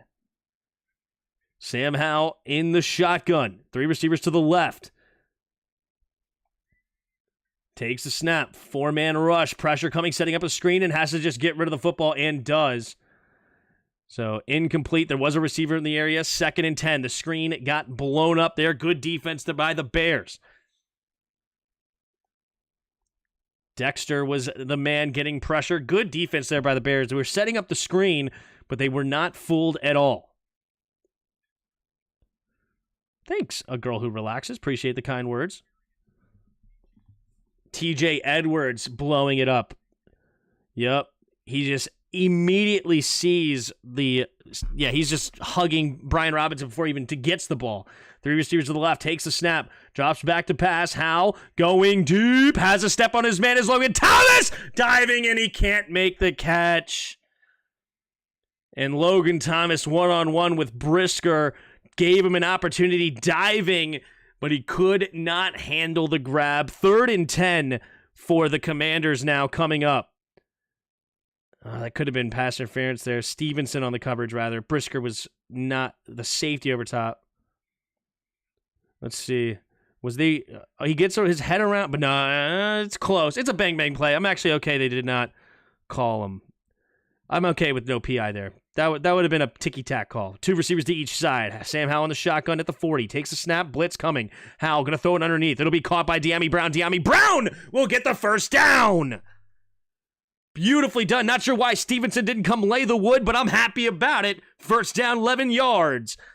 They're up to the 28-yard line of Chicago. Washington getting close to desperation, needing a touchdown here and a 2-point conversion.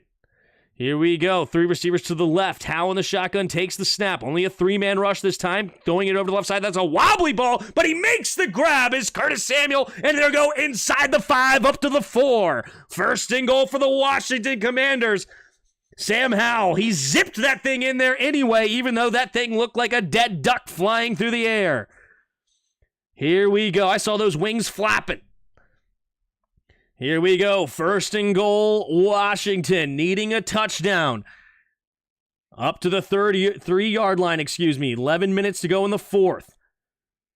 Takes the snap, drops back immediately, rolling to his right. Howell looking, and he's getting it in to Logan. Incomplete, good coverage. He may have gotten a hand on that. Number 22, Eli Hicks. I think it's Eli, right? Did I make that up? Elijah Hicks. Eli, yeah, short for Elijah.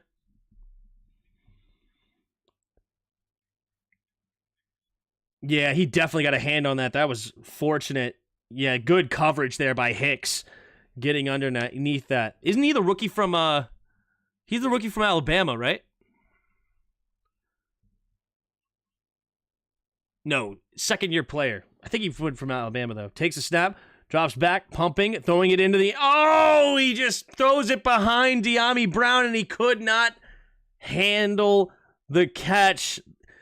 Little bit behind him there. Dyami Brown could not get his hands up quickly enough. So now it's 3rd and goal here from the 3. Dyami Brown, I like the play call. He's going to fake out and then come back in a little angle route. And he was open. It's there. But Sam Howell throwing it a little bit behind. Lead him a little bit more, and that could have been a touchdown. Here we go. 3rd and goal. 2 receivers to each side. Sam in the shotgun. Sam takes the snap, drops back, looking to his right. He's going to throw it over to the end zone. Wide open is Curtis Samuel in the corner. Touchdown, Commanders. And here come the Commanders. They're going to go for 2 to make it a 1-possession game here with 10:51 to go in the 4th quarter. Sam Howell had a fantastic drive here, running the 2-minute offense, commanding the offense. Great job throwing the football. And it is a 2-point attempt here coming up for Washington. And let's see what they got. Here we go. 10:51 to go in the 4th quarter. Washington trying to make it a 1-score game. 2 receivers to each side. Curtis Samuel in motion, takes a snap, drops back to passes Howell. Howell steps up. He's going to run it himself, and the pressure's coming, and he can get rid of it. He throws up the football in the air, and it's intercepted, and it is intercepted, but it will be down and tackled, so the 2-point conversion fails, but Washington still scored, and it's time to fire up the band!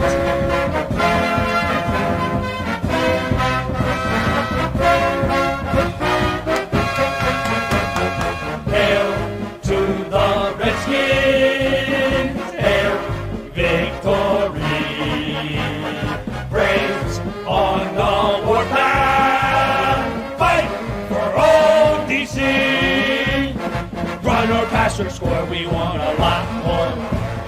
Beat 'em, swamp 'em, touchdown, let the points soar. Fight on, till you have won. Sons of Washington. Rock, rock, rock. Hail to the Redskins. Hail victory. Braves on the warpath. Fight for home DC. Fight! You stay in the fight. Stay in the fight. That is what good old Davey Martinez said to the Nationals when they ended up coming back and winning the the World Series. So let's keep it up, baby. Keep it up. Still over 10 minutes left and plenty of time for TDs. Still ain't over. That's right. We ain't dead yet. Take the 3 on a 2-point conversion. What? Say what?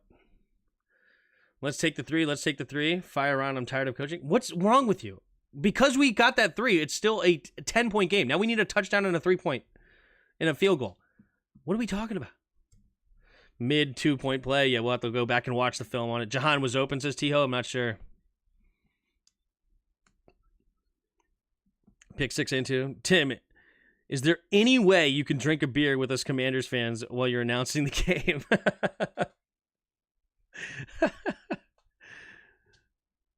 Maybe I could drink one beer from maybe I'll buy a 6-pack and have one beer a game. That's it. I'm not getting drunk during the game. I tell you that right now.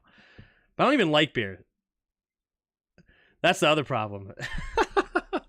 When I drink with my friends, I drink what I call my girly man drinks. I like my sugary drinks, my Smirnoff Ices, my, I like my half and half teas, the twisted teas with the half and half. I like him, or them, I should say. Yeah, I don't even like beer. Probably won't drink a beer, to be honest. Ugh, I don't like beer at all.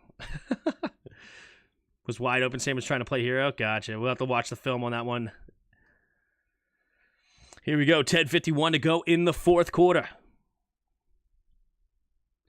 Drink it stone cold style. Give me a hell yeah. There's the kick, and it is an extra point. Give a shout out here. I believe we got some new subscribers. We got Lupus Day subscribing. We got Dead69 Dead. We got the Anubis Yayo subscribing. Appreciate all of you. And shout out to our new subscribers. And 319 of you, if you haven't already, hit that like button and subscribe. If you want to drink play-by-play, watch the Giants guy. Even his mother complained. Yeah, no, I'm definitely not getting drunk. Dude, we got to get rid of this command. What? And back to the skin. Oh, yeah. 3 receivers bunched to the left. Now 1 goes in motion is Mooney. Takes a snap. Handoff up the middle is Blazeming. And he's going to fall forward for getting close to a gain of about 5. Second down and 5 coming up for the Bears at their own 25-yard line. Tim on that Booms farm. Yeah. What's going on, Tim? Just got off work. Glad to catch the last bit. Hey, we're trying to make a comeback here. We were down 27-3 at one point. Trying to make a comeback.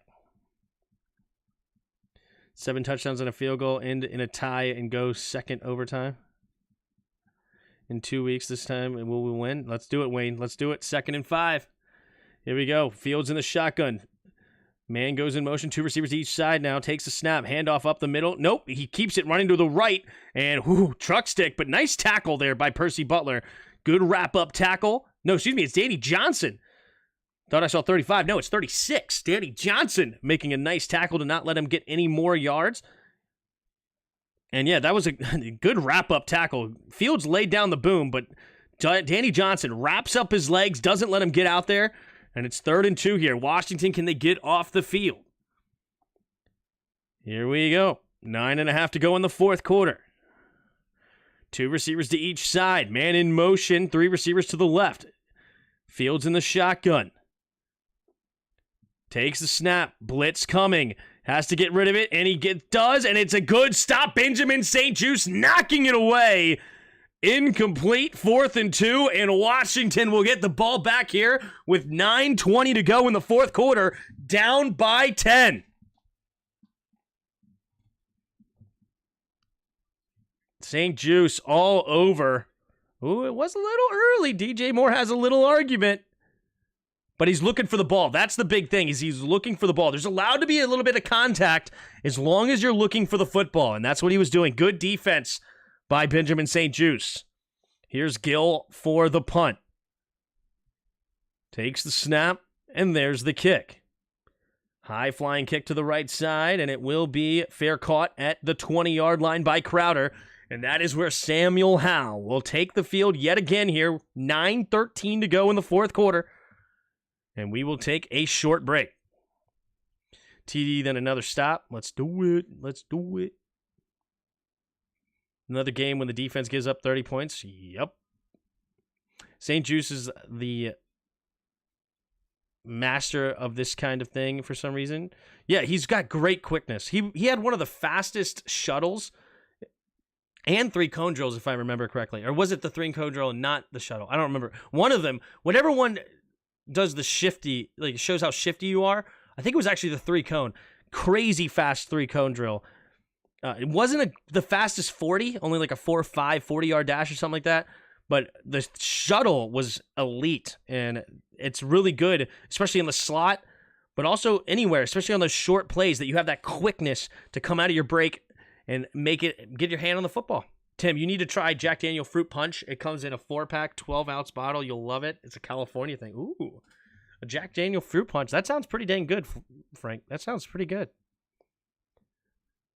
Forbes needs to go Quan Martin treatment out and put him on special teams.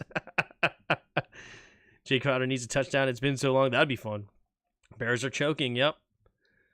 Possible 28-30. What is? Terry have a catch. He has 1 catch for 3 yards, if I remember right. He also has a pass interference that was a big call to get us a touchdown. He got us in inside the 2. Who would Crowder replace, though? Crowder can come in rotation. I would rather have him than Pringle. Shoot, I would rather have him in the game right now than Logan. Go 4 wide receiver sets.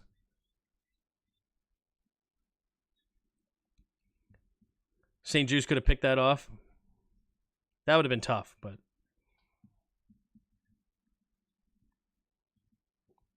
No, Tim needs a Zima with Jolly Rancher.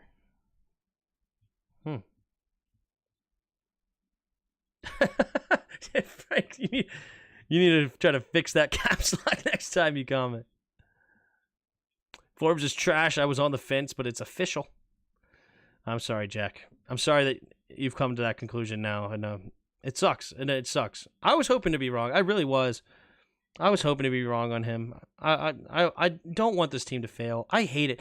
I know people think I just want to be right and blah blah blah. And of course, I like to be right. Of course, I like to be right. But at the same time, I want this team to succeed. That's what I would rather have. I would love to be wrong way more often if that means this team does well. Howe in the shotgun, 3 receivers to the right. Howe scans the field, now takes the snap. 4-man rush. Looking, has time, going to throw it underneath and incomplete, and it's a good thing it was incomplete because Brisker all over it. Why is Brisker doing these wing flap things? What is that? Is that because Emmanuel Forbes did it last week? Is that a thing on that? That was PI on St. Jude's. Actually, Crazy Fool, it wasn't because he was looking for the football. There's allowed to be contact as long as you keep your eyes, like if you turn your head to look for the football. 2nd and 10. 9:08 to go in the fourth quarter. 3 receivers to the right. Howell in the shotgun. Blitz might be coming here. Takes the snap. The blitz does come. And hey, it's a hot route. And then he does get it to Curtis Samuel. I saw a hot route. Yes. They're learning. They're learning. Curtis Samuel turned and looked for the football, and it turns into a 15-yard gain. What do you know? Watch this. Immediately he turns his head looking for the football. Now it is a little late, but it's at least there. He understands it. Yes. 3 receivers to the right. Howell in the shotgun. Takes the snap. Steps up. Avoids the rush. Howell trying to get around. He does, and he's going to zigzag his way through, and he's only going to get a gain of a yard, but he does avoid the sack. Chase Young running onto the field to help his quarterback up. You got to respect Chase Young on that front. I just wish we paid him. You know, I wanted to pay him or trade him, not keep him on this random prove-it deal. I hate that, because now it's going to be way more money.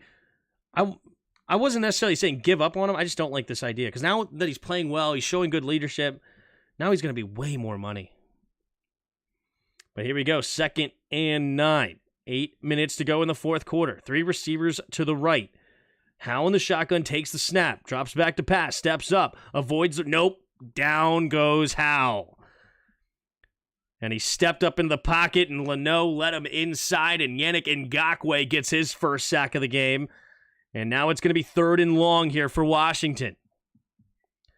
Sam Howell, I'm not sure if he had somebody open here potentially, but he did hold on to it a long time. Dude, throw it underneath. He's open. Good night, almighty. I mean, you have the crosser wide open underneath. You just want to get rid of the football, please? Here we go. 3rd and 13. Takes a snap. Drops back to pass. Howell. There we go. Gets over to quick at Logan Thomas underneath, and he dives ahead for a first down. Logan Thomas flying like Superman, and he gets the first down, and it's 7 minutes to go in the fourth quarter, and Washington keeps their drive alive. And with that, keeps their hope alive. Tim is so behind. I'm sorry, dude. I wish I was faster. Logan Thomas doing great things. There you go. Somehow he didn't fumble it. Edmonds got a hand on it. Scary. What in the world? Yeah, it paused on Tim at one point. What? What? Hey, if I'm behind, make sure that you are fast forward as fast as or far as you can on the thing. You might be getting like pushed back a little bit. So make sure you're as caught up to the head of my stream as you possibly are. We have a commercial break, by the way, with 7:02 to go. It looks like an injured player. That was Madden stuff, yeah. Up, and away. That's right, Antoinette. Thomas almost a 100-yard game. That's huge. How's frustrating the heck. Literally see someone open, look at them, and then just completed something to do something stupid. Yeah. No, Tim, it's me. Okay. It's me, Pig. I believe you. They went to commercial on a Redskins chant. Makes sense. Nah, Tim, you are behind. Nah, you're just behind. Fair enough. Fair enough. I'm as far as I possibly can be on YouTube TV. Let me go to Amazon Prime. You know what? Let me look at it on Amazon. I have it. Last time it was like real flaky. Let's see which ones I had. No. What the heck? I don't want to. I want to go live now.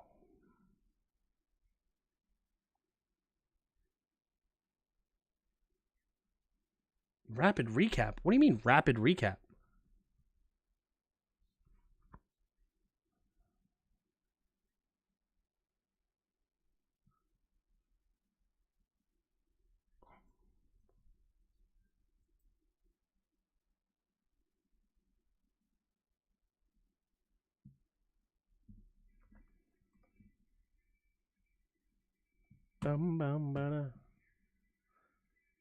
Is it 39? No, this is early. Hold on.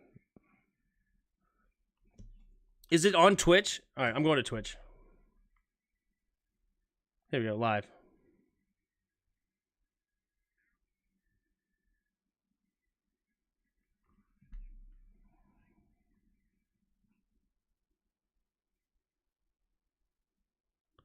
Yeah, it looks like Twitch is a little ahead. All right, we're switching to Twitch then. Here we go.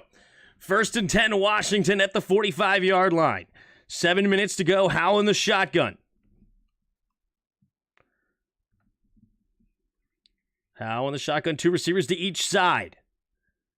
Blitz might be coming here from Chicago. Takes a snap. Drops back to pass.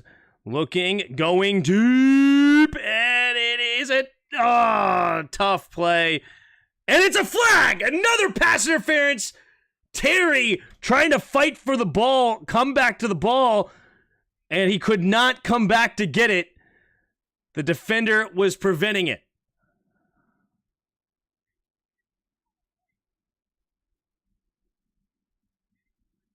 It was a bailout play there because Sam Howell definitely underthrew it. He was trying to come back for the football. It was a catchable ball, and he runs right into McLaurin.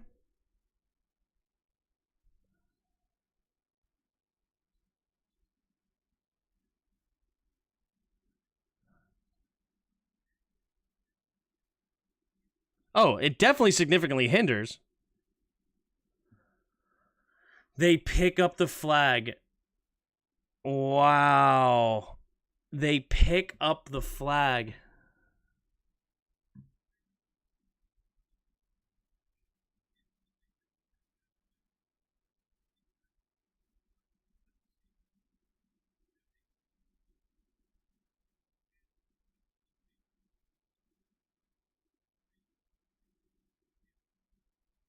Wow. Wow. They pick that up? They pick up the flag, bro. That's insane. I don't know how you throw the flag and pick it up. That's nuts. McLaurin goes in motion left to right. That's one thing if you don't throw the flag at all. You throw the flag, that's nuts. Here we go. In the shotgun, takes a snap, 4-man rush. Howell looking, going over the middle, and floats it in. What a beautiful throw to McLaurin! Now it's a first down! You don't want to give me my flag? I'll take it! I'll take the first down! Terry McLaurin with a nice 20-yard throw. Perfect dot over the deep. What a throw by Howell! Are you kidding me? Oh, the throw. That is one of the most beautiful throws. Oh, the touch. Just drop it in the basket up to the 23-yard line. In the shotgun, takes the snap. Howell looking, going deep. Wide. Oh, wow, what a catch by Jahan. One-hand grab. That looked pretty, but he was thrown out of bounds. Wow. Wow. Am I ahead now? Am I behind everybody? All right, so 2nd and 10 now for the Commanders. Sam Howell, a little late on the ball, it looked like again. He threw it, Jahan out of bounds. Yep, we got cheated again. No, it's all right. Vegas making calls right now, yeah.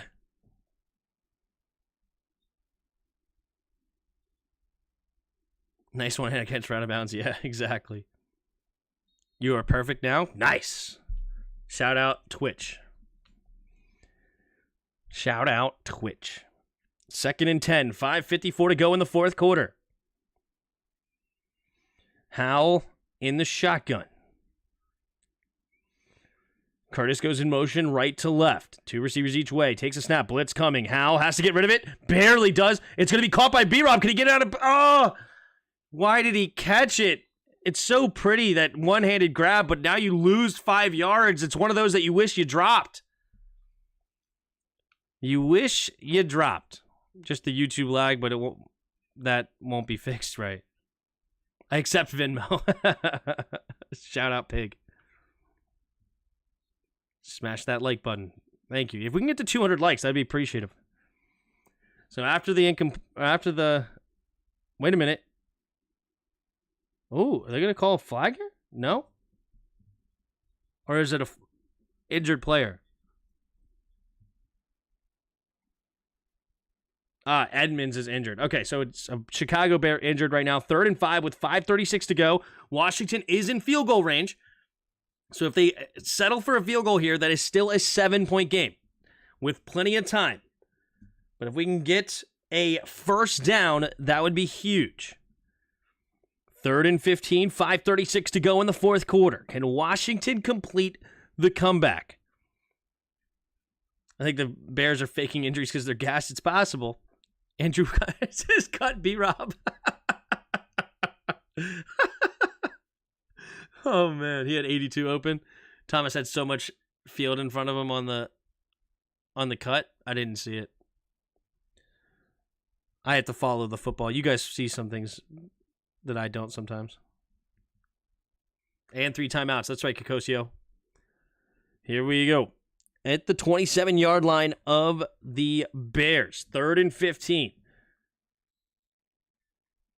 Here we go. Now we got all of our best players on the field. Well, B-Rob's actually off the field, but still. On a 3rd and 15, these are the guys you want. You want Logan, you want Terry, you want Jahan, you want Curtis, you want Gibby. These are great 5. Curtis Samuel goes in motion right to left.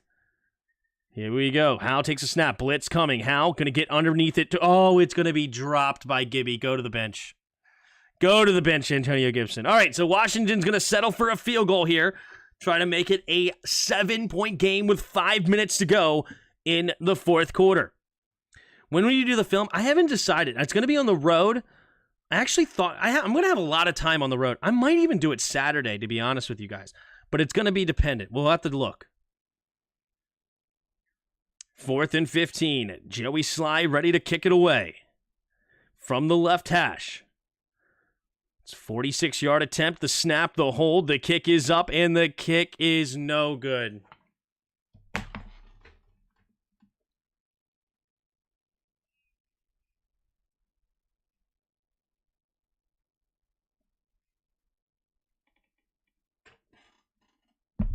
Miss wide to the right. And it's a good snap. It's a good hold. It's just shanked to the right.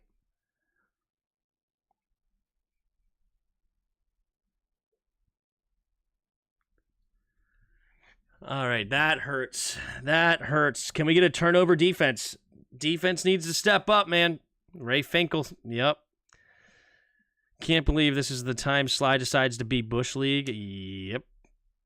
Yep. I mean, you can't make this up. Oh, my God. Joey Sly. All right, here we go. 3 receivers to the left. Justin Fields takes a snap. Handoff up the middle is Blazing Me, and Blazing Me is going to spin off tackler somehow. Nice play. And he's going to turn that into a 5-yard gain. It looked like it may have been a yard loss. And Blazing Me, nice spin move in the hole there. And he's going to get a decent gain on first down. Washington's defense needs to step up here. Under 5 minutes to go. Sad times for Washington. Yep.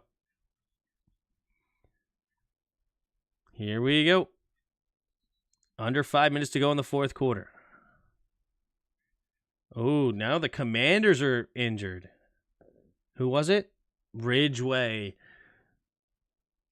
Ridgeway might be grabbing his left leg. Hopefully he's okay. 4:40 to go here in the fourth quarter. Oh, we lost, bro. Get over it. Still plenty of time. Not plenty of time, but there's still hope. That was game, guys. You can rant like crazy now. It's not over yet. It's not over yet. We ain't dead yet. Okay? Let's get a stop here. We got to get a 3 and out here from the defense. Step up, defense. Let's do it.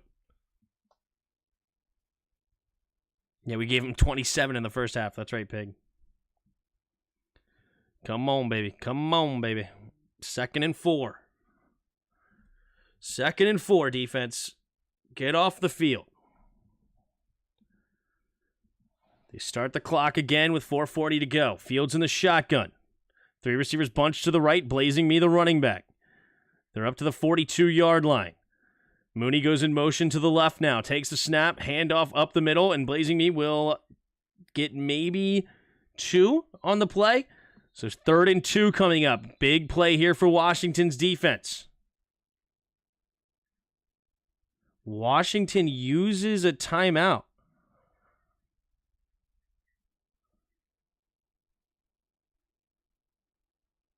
Why are we using timeouts? We need 2 scores. Okay, whatever. We're going to use a timeout, I guess. Whatever. Hopefully, Eberflus passes the ball here real quick. Can we throw a pass? Can we throw a pass here? 3rd and 2. 4:18 to go in the 4th. Maybe the Bears are inferior. 4:18 to go in the 4th quarter. Fields in the shotgun. 2 receivers each way. Fields takes a snap, drops back to pass, and he's going to throw it to the left side. An unbelievable catch by DJ Moore, and he's going into the left sideline. Are you... Wow, Kendall Fuller gets destroyed, and DJ Moore, one-on-one coverage. Kendall Fuller, touchdown. Bears go up 36-20 with 4:09 to go, and the game is all but over. We needed a stop on 3rd down, and that is killer. That is killer for Washington. Bears had an incredible day on offense. Incredible. Justin Fields, there's the extra point. The extra point is good, up 36-20. Wow. Wow. I mean, we had no run game to speak of. Sam Howell tried to do everything he could to stay in this game. Sam Howell has been sacked 27 times on the year. DJ Moore with a 56-yard touchdown.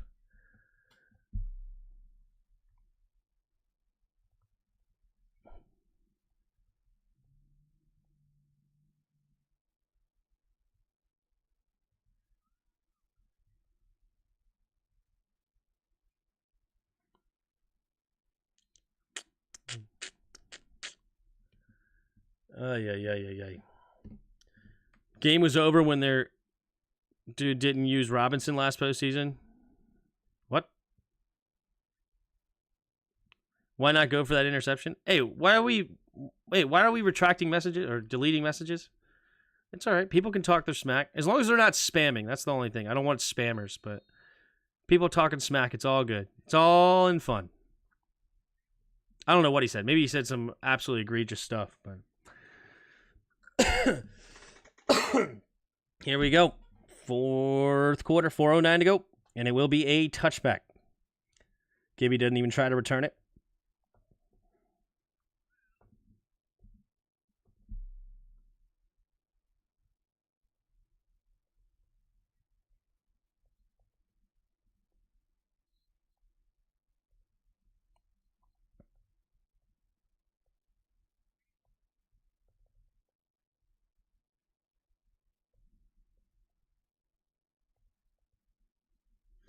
All right, here we go.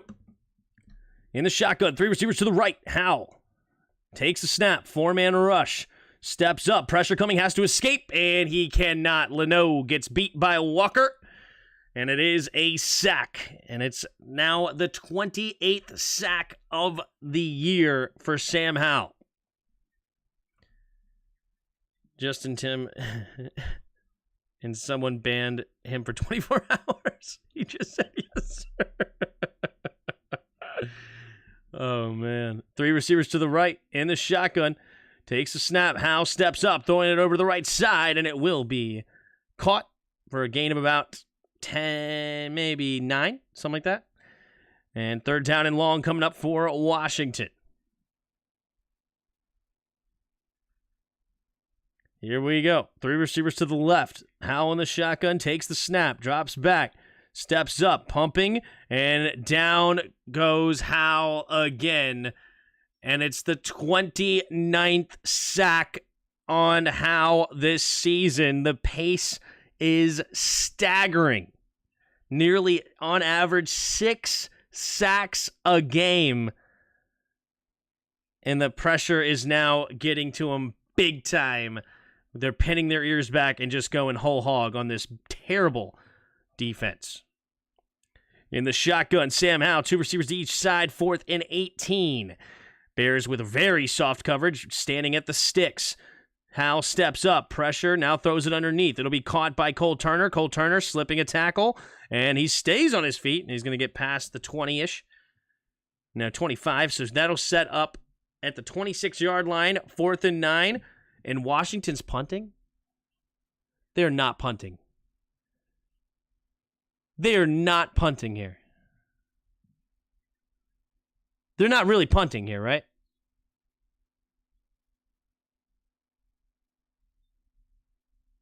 There's no way, right? Did I see the punt team coming on the field? Oh, I'm an idiot. It was 4th and 18, you dummy. Not 3rd and 18. Why are we throwing it underneath then? I'm an idiot. It was 4th and 18. I'm an idiot. I'm so lost. We lost 37-20, guys. We lost 37-20. Justin Fields now, single back formation, takes a snap, handoff up the middle, and it will be a 2-yard gain. Blazing me. And Washington's using their second timeout. Be so good we broke the Bears' perfect streak. That's what I say all the time, man. I say all the time, if you have issues, come to Washington. We solve them.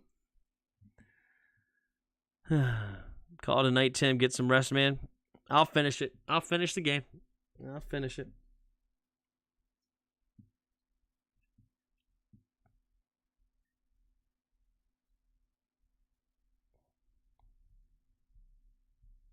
I mean, the idea to not get pressure on the Fields early and just let him destroy you sitting back there. DJ Moore also, freaking 8 catches, 230 yards, and 3 tugs. Are you kidding me? Here we go, in the shotgun. Takes a snap, handoff up the middle, Blazing me. Blazing me gets a 2-ish yard gain, 2.5 maybe. Deron Payne trying to get him to fumble, doesn't work. And Washington will use their final timeout with 2:19 to go in the 4th. Making Fields look like Donovan McNabb in his prime, yep. Well, it was nice being undefeated for those first 2 weeks, yep.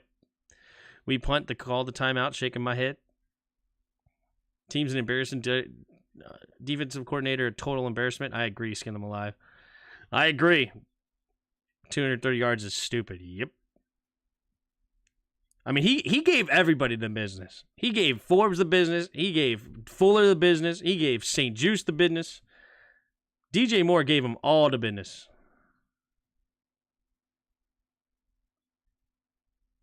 Another 7-win season. Here we go. In the shotgun. Takes a snap. High snap. Handoff up the middle. Blazing me. Blazing me will get another gain of 2. And that'll bring us to the 2-minute warning here. 4th and 3 now. For the Bears, will they go ahead and throw a 40-burger on us? They're in field goal range. Do they throw a 40-burger? Tim, DJ Moore got me 50 points. I don't even know how to feel. That's funny. I know I traded DJ Moore in my other league, but that's all right. I got Saquon back, so I'm not mad about it. How much did DJ get in our league? 59 points in my league. 59 points. I played against somebody tonight. Who did I play against? I played against Brian Robinson.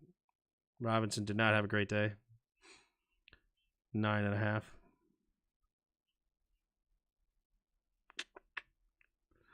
But my fantasy team is so stupid. I can even afford to trade DJ Moore. I have David Montgomery, DeAndre Swift, Justin Jefferson, Cooper Kupp, Alvin Kamara, and Saquon Barkley. We play 2 flexes. Of course, Louis T is going to be heated. DJ had a heck of a night. I hate it, but respect where it's due. Yeah, he had a great day. We were total embarrassment. Called it 40-17 earlier, but close enough. Yeah. 4th and 4. They will go for the... Why not? No, wait, they're not? What did I hear? They're going to take a field goal? Yep, they will. Go for a 40 burger here from the left hash. Here we go. Cairo Santos ready to kick the field goal. We got the snap, the hold, the kick is up, and the kick is good. And it is a 40-20 game. It had potential here to be a really good game down the stretch, and it turns into a blowout. Washington will get the ball one more time to see what they will do with it, but overall, tough. Instead of watching a bum team come wedding crash with me on Sundays instead. Yeah, exactly. 3-game losing streak now. Yep. 40 burger. Sucks, but still appreciate your play-by-play. Syracuse, New York doesn't show many games, and you're better than TV announcers. Well, thank you so much. Thank you for the kind words. Appreciate all of you that came tonight and subscribed. How many subs did we end up with tonight? Let's see. Ooh, we're 3 subscribers away from 4,900. I know it's a bad day, but 3 subscribers away. Can we please get to 4,900 tonight? I need 3 of you to subscribe. Players are quitting on Rivera.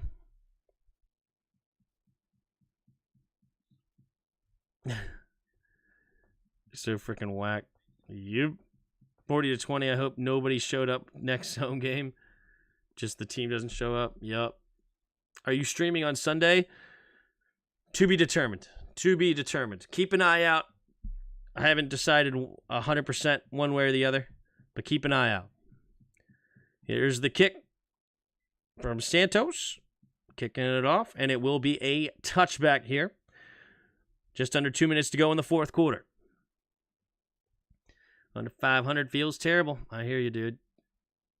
Great Watubi. How many more sacks on the Sam this drive? Yeah, let's see if we continue with the sack train.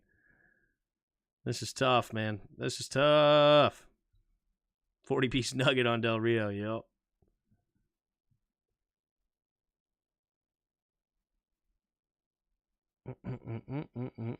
Here we go. In the shotgun, 2 receivers each side. Howe in the shotgun. Here we go. Takes the snap. Drops back to pass. Throwing it underneath quickly. Caught it by Curtis Samuel. Curtis Samuel will get a gain of about 8. Can you put Terry McLaurin on the sideline? There is no reason to risk him getting hurt. Can we please put Terry McLaurin on the sideline? Now you want to put him out on the field? Where's Pringle? Can we bring Pringle in? Takes a snap. Quick throw over to the left side. It's going to be caught by Bates. Now, this is the time to bring in Pringle. This is the time to bring in Jamison Crowder. This is the time. Why are we now going with the big 3 here with down by 20 with under 2 minutes to go? Are you kidding? 3 receivers to the right. Takes the snap. Howe. Throwing it deep and incomplete. 2nd and 10. Are you joking? When you're down by 20 with under 2 minutes to go and no timeouts, that's when you bring in Terry McLaurin, Jahan Dotson, and Curtis Samuel? Are you kidding? Meanwhile, last week, when you needed a touchdown bad, Byron Pringle's in the field?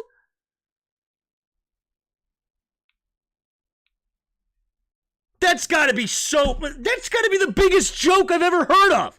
Takes the snap. Howe going to get it underneath, and hey, Terry McLaurin gets a catch. He does get tripped up because it's a little bit of low throw, but he does make the catch. 3rd now and 5 or something. Actually, he dropped it. He didn't even catch it. You've got to be kidding me. You have got to be kidding me. 3 receivers to the left. Howe in the shotgun. Takes the snap, drops back to pass, steps up, throwing underneath, and it will be caught by Crowder. And it should be enough for a first down. There we go. Now you bring in the Crowders of the world. What in the world is going on? 10-yard gain, under 30 seconds to go here. 1st and 10. Howe in the shotgun. 3 receivers to the right. Takes the snap, drops back to pass. Those underneath caught by Bates. Bates will get close to the first down marker. Now we're padding the stats here for Sam Howell, huh? Sam Howell now up to 379 yards on the day. And it looks like that will bring us to the end of the game. And that is it. Chicago 40 and Washington 20. What's up, guys, and welcome to the Tim Sports Talk post game analysis here. The Chicago Bears take down Washington in Washington's house, 40-20. Justin Fields, 15 for 29, 282 yards, 4 touchdowns, throwing them all to DJ Moore. Just kidding. 3 of them to DJ. 8 for 233 touchdowns. That's where we'll start. If you were a cornerback in Washington today, you were getting the business handed to you. St. Juice got some. Fuller got some. Forbes definitely got some. And everybody got handed their butt by DJ Moore today. Terrible day for Washington secondary. And it starts with Jack Del Rio. Jack Del Rio has this mindset that in an important, or with a mobile quarterback, instead of using your linebacker to spy and make sure they don't get loose on you, he decided to tell his pass rushers that can get after the quarterback to stay in your lane and try to keep them contained. What did that do? It slowed down your pass rush because now they're not even trying to get to the quarterback. They just want to make sure they stays in the pocket. And it allowed Justin Fields, who has been tough as far as accuracy, as far as protecting the football. Now you have a quarterback who's a top 10 pick? You have a quarterback that is allowed to sit there with 5-yard radius around him, clean as a pocket can get, and just pick you apart. How bad do you think Justin Fields is almost any quarterback would succeed with that. Literally, you could give almost any quarterback, let alone a top 10 pick, the opportunity with the cleanest pocket that he could have ever asked for. And then, what do you know? He kills you in the first half. It was 27 points in the first half. Justin Fields had 5 scoring drives in a row. Touchdown, field goal, touchdown, field goal, touchdown. And then 3rd down and 9, you leave DJ Moore wide open. 3rd down and 10, again, DJ Moore wide open, this time in the end zone, opening drive. Like, look at this. Go to the play-by-play. Touchdown drive to start the game. Look at this. 3rd and 9, DJ Moore, 58 yards, 1st down to Washington 16. 3rd and 14, it's worse than this. That's at 3rd and 10. Wide open, DJ Moore, 20 yards, end zone, touchdown.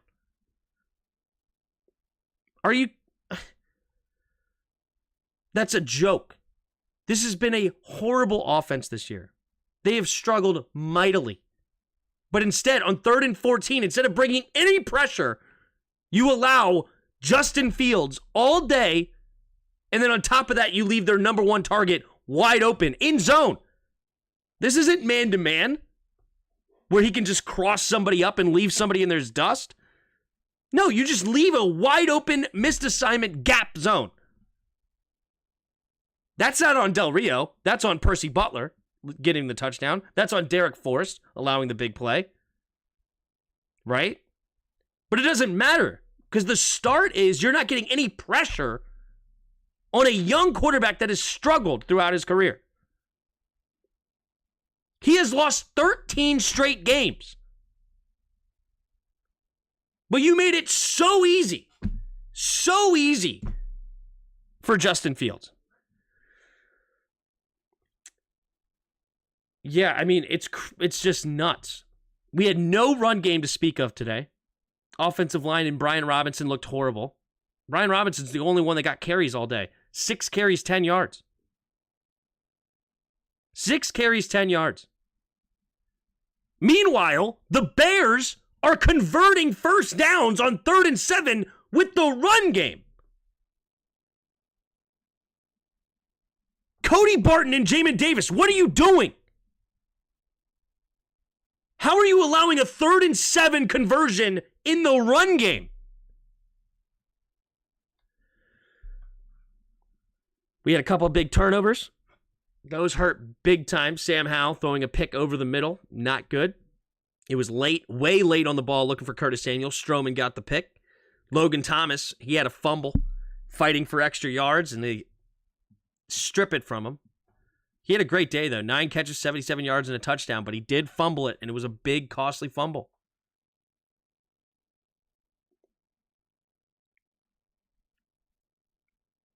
We did get a little bit of pressure eventually in the second half. Jonathan Allen had a sack. Montez had a sack and a half, and then Chase also had the half sack. Even though I don't really count that sack between those two because it was a 0-yard run play.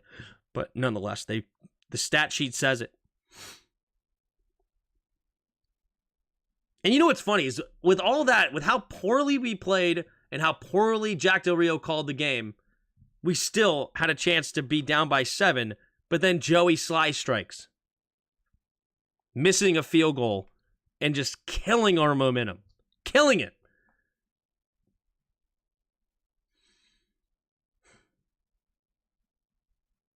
Yeah, I mean, this is tough, man. 7 for 15 on third down efficiencies for the Bears, and they only started failing because they started running the ball later. We were 6 for 12 on third down, but we failed on a 3rd and 1 early in the game. We did make a comeback on the time of possession, but that doesn't matter when you're losing by 20. Clean game, only 1 penalty for us all game. That's good. Very clean, only 3 penalties against them. And I'm not blaming the refs. I mean, some of you may complain about the refs, and the refs aren't perfect. I hate refs. Me and refs go way back. I hate refs.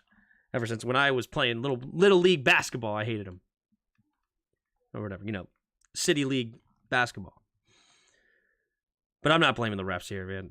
This is on us. We can't leave DJ Moore that wide open. I mean, DJ Moore just had it way too easy, man. Way too easy. This is tough. And Emmanuel Forbes got benched. We had Danny Johnson on the field on the most important 3rd down of the game. In that moment. Big 4th quarter. Need a stop. Emmanuel Forbes is on the sideline. Danny Johnson's in the game, covering DJ Moore. Emmanuel Forbes was benched today. Benched. That's the level we had tonight.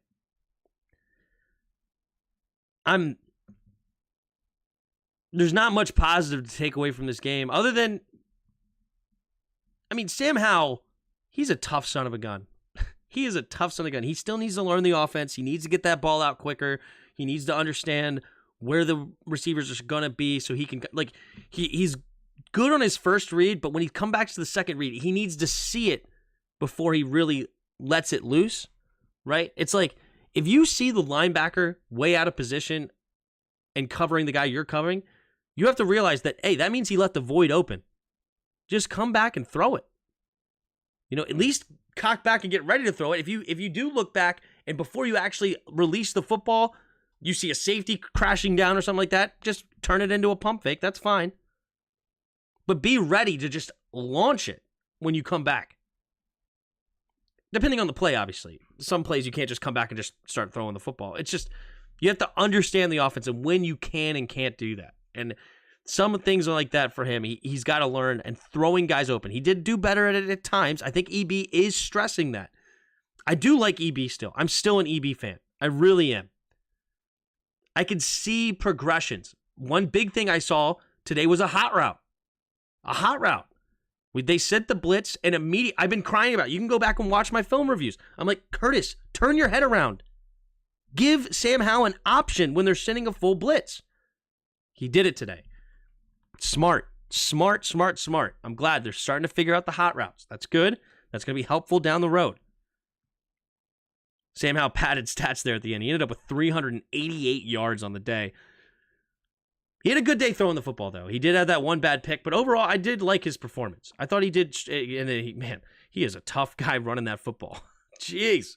He just refused to go down at times. I like Sam.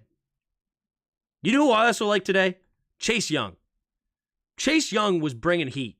He was bringing pressure. He was forcing Justin Fields off his spot. I thought Chase Young had a really strong day. Really strong day. He only got a half stack on the stat sheet, but they don't record pressures. He was getting pressure. And he got Justin Fields off his spot, and he was the one that finally slowed Justin Fields down. As I said, You can tell based on how the defensive line started the game, they were just looking to contain Justin Fields. They were going to force Justin Fields to beat us through the pocket. And he did. Destroyed us in the pocket. Something that's going to tick me off is that on the offense, though, I don't know if EB is doing it or if it's the wide receiver coach. I don't know who it is. But on important plays, Terry McLaurin, Jahan Dotson, Curtis Samuel need to be on the field. How in the world in the end of this game do you have, when you're down by 20, under 2 minutes to go, that is when you have Terry McLaurin, Jahan Dotson, and Curtis in the game. But yet, on the final drive last week against the Eagles, I see Byron Pringle, De'Ami Brown, and somebody else, not Terry McLaurin. I don't even know if Jahan was on the field sometimes. Jahan was finally on the field on that touchdown pass, obviously, but there was times we're going down the drive and we don't have our best receivers on the field. But now we put our best receivers on the field when the game's out of reach? Ridiculous. Ridiculous.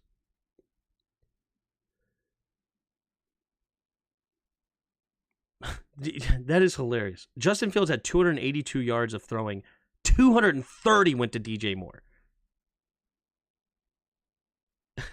Robert Tonyan, the only other position group that had a catch was the tight ends. Cole Kmet, 5 for 42 and a touchdown. Robert Tonyan, 2 catches, 10 yards.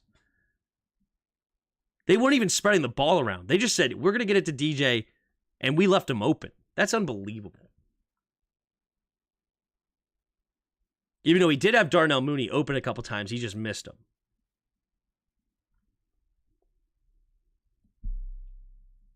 Gave up another 5 sacks. I mean, some of them are on Hal. They really are. He holds on to the ball freaking long. But at the same time, our line is terrible. As we know, I'm not breaking news there. Not breaking news. I still can't get over our coaches. Yeah. Yeah, this is tough, dude. It's frustrating. It's annoying, And I didn't have us having a good year this year. I don't think we're that good. I think we're overrated as all get out by fans. I really do. But that being said, you still can win football games. I mean, people upset people all the time. You never know who's going to be the team that gets going. Because the one thing I did say that could be the cure to all that is if Sam Howell figures it out. When you have a great quarterback, a lot of your other blemishes go away, right? And Sam Howell's not quite there yet. He's got the arm. Oh, he had a touch pass to Terry McLaurin that was unbelievably beautiful to the left side, right over 2 defenders and just dropped it in the basket. Beautiful throw. Beautiful throw. But man, oh man. I don't know if I'm missing anything as far as glaring stuff that I should say for this game, but this is tough to lose to an 0-4 team in a 40-20 blowout, and you were down 27-3 at half. Just ill-prepared, not ready to go. And the Bears wanted it more. I mean, you just think about that first 3rd and 1, they just destroy our offensive line and get us stuff. That's big. Big. But the Bears did it for Butkus, and good for them. I appreciate all of you for being here. Thank you for hitting the like button. Hit the subscribe button if you haven't already. You can join, become a channel member. 99 cents a month. Appreciate it if you did that too. I will see you next time. We'll be doing a film review on the road. I'm going out of town starting tomorrow night, so we will do that. But I will be doing the film review. I might even do it Saturday. I think I'm going to have time Saturday. So I may even do it Saturday. Stay tuned for that. Keep an eye out. As far as Sunday and Monday is concerned, I'm out on Monday. Will not be doing the stream on Monday because I have a wedding on Monday to go to. And then Sunday is up in the air. I might do a 12 o'clock game. And maybe I can get to the Sunday night game. It wouldn't be a 12 o'clock game. It would be 1 o'clock because I'd still be on the East Coast. But either way, I'm going to do as much streaming as I can while I'm on the road. I'm bringing my stuff, and we'll be good. But anyway, Appreciate all of you, and I will see you next time. And until next time, see ya!